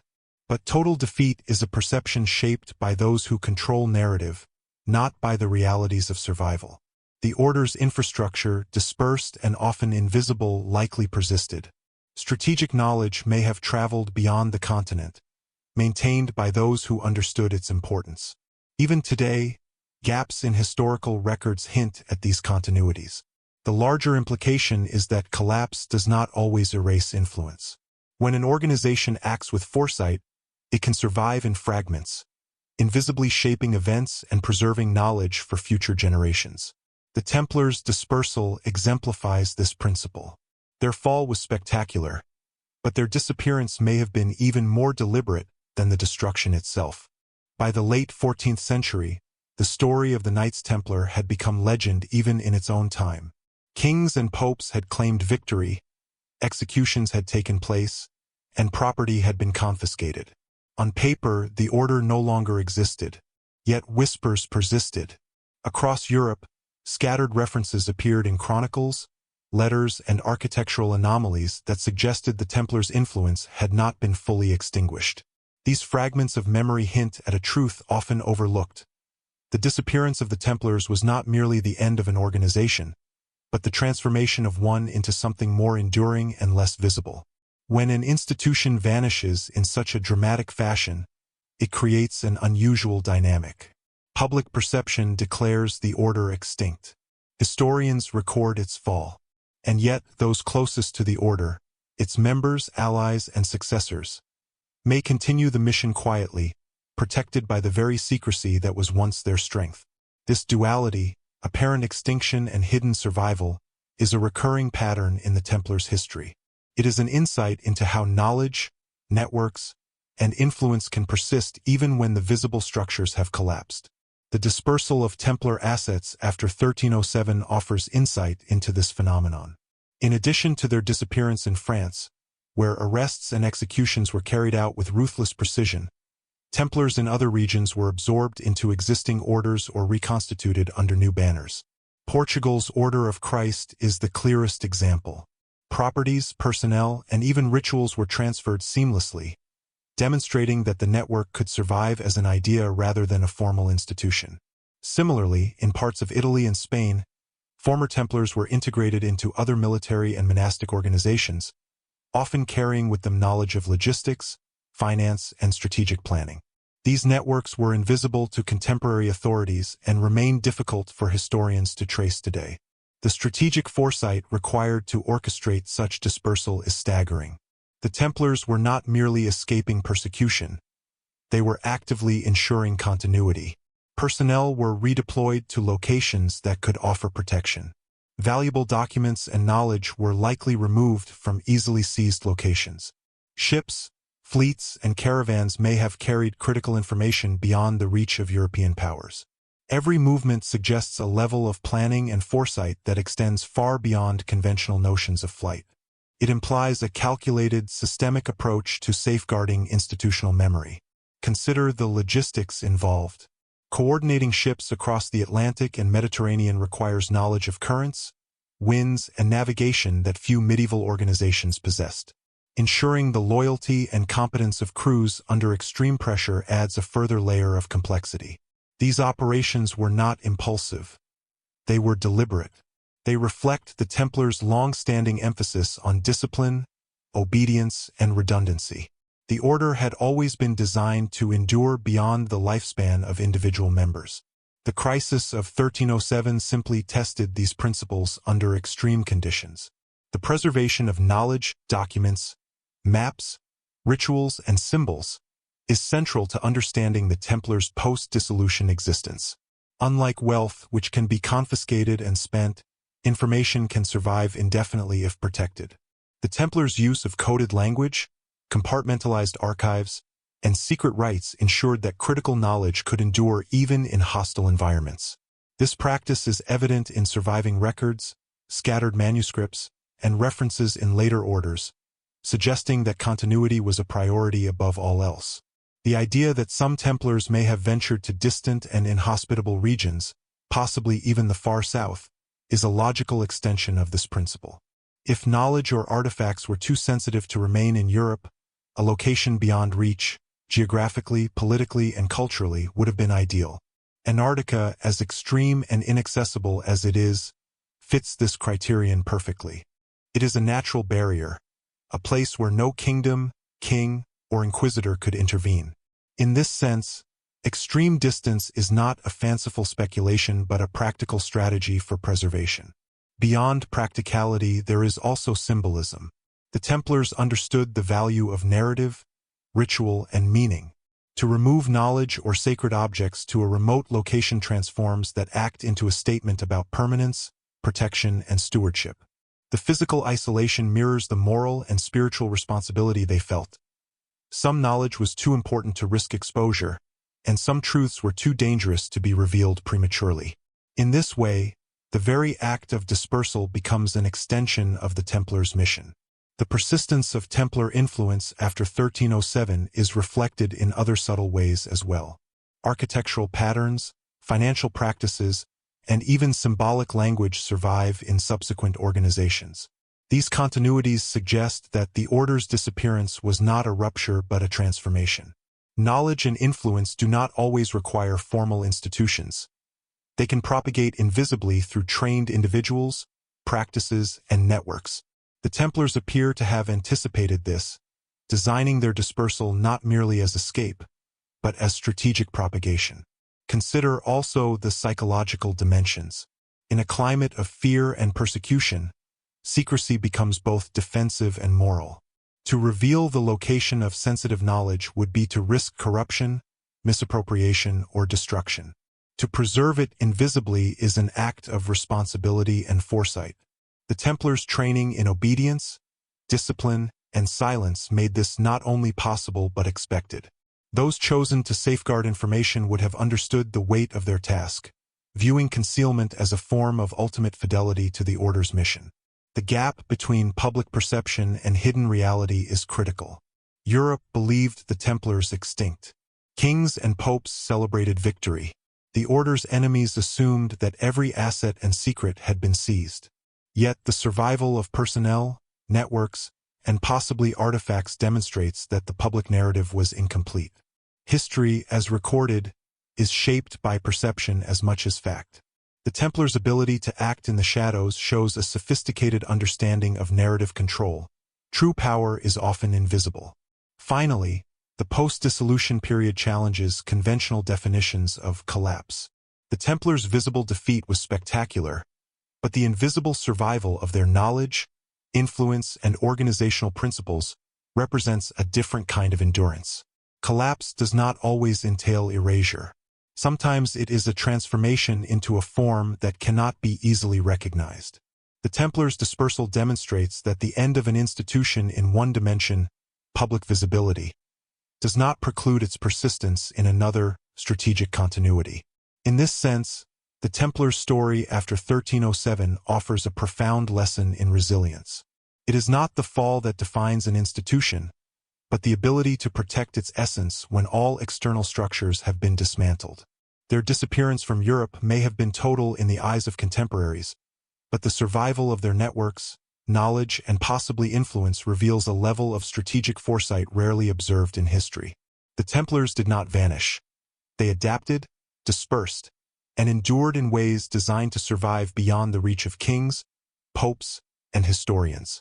The question remains, If their dispersal extended beyond Europe to regions imagined or real as extreme and inaccessible, such as the far south, what might they have carried with them?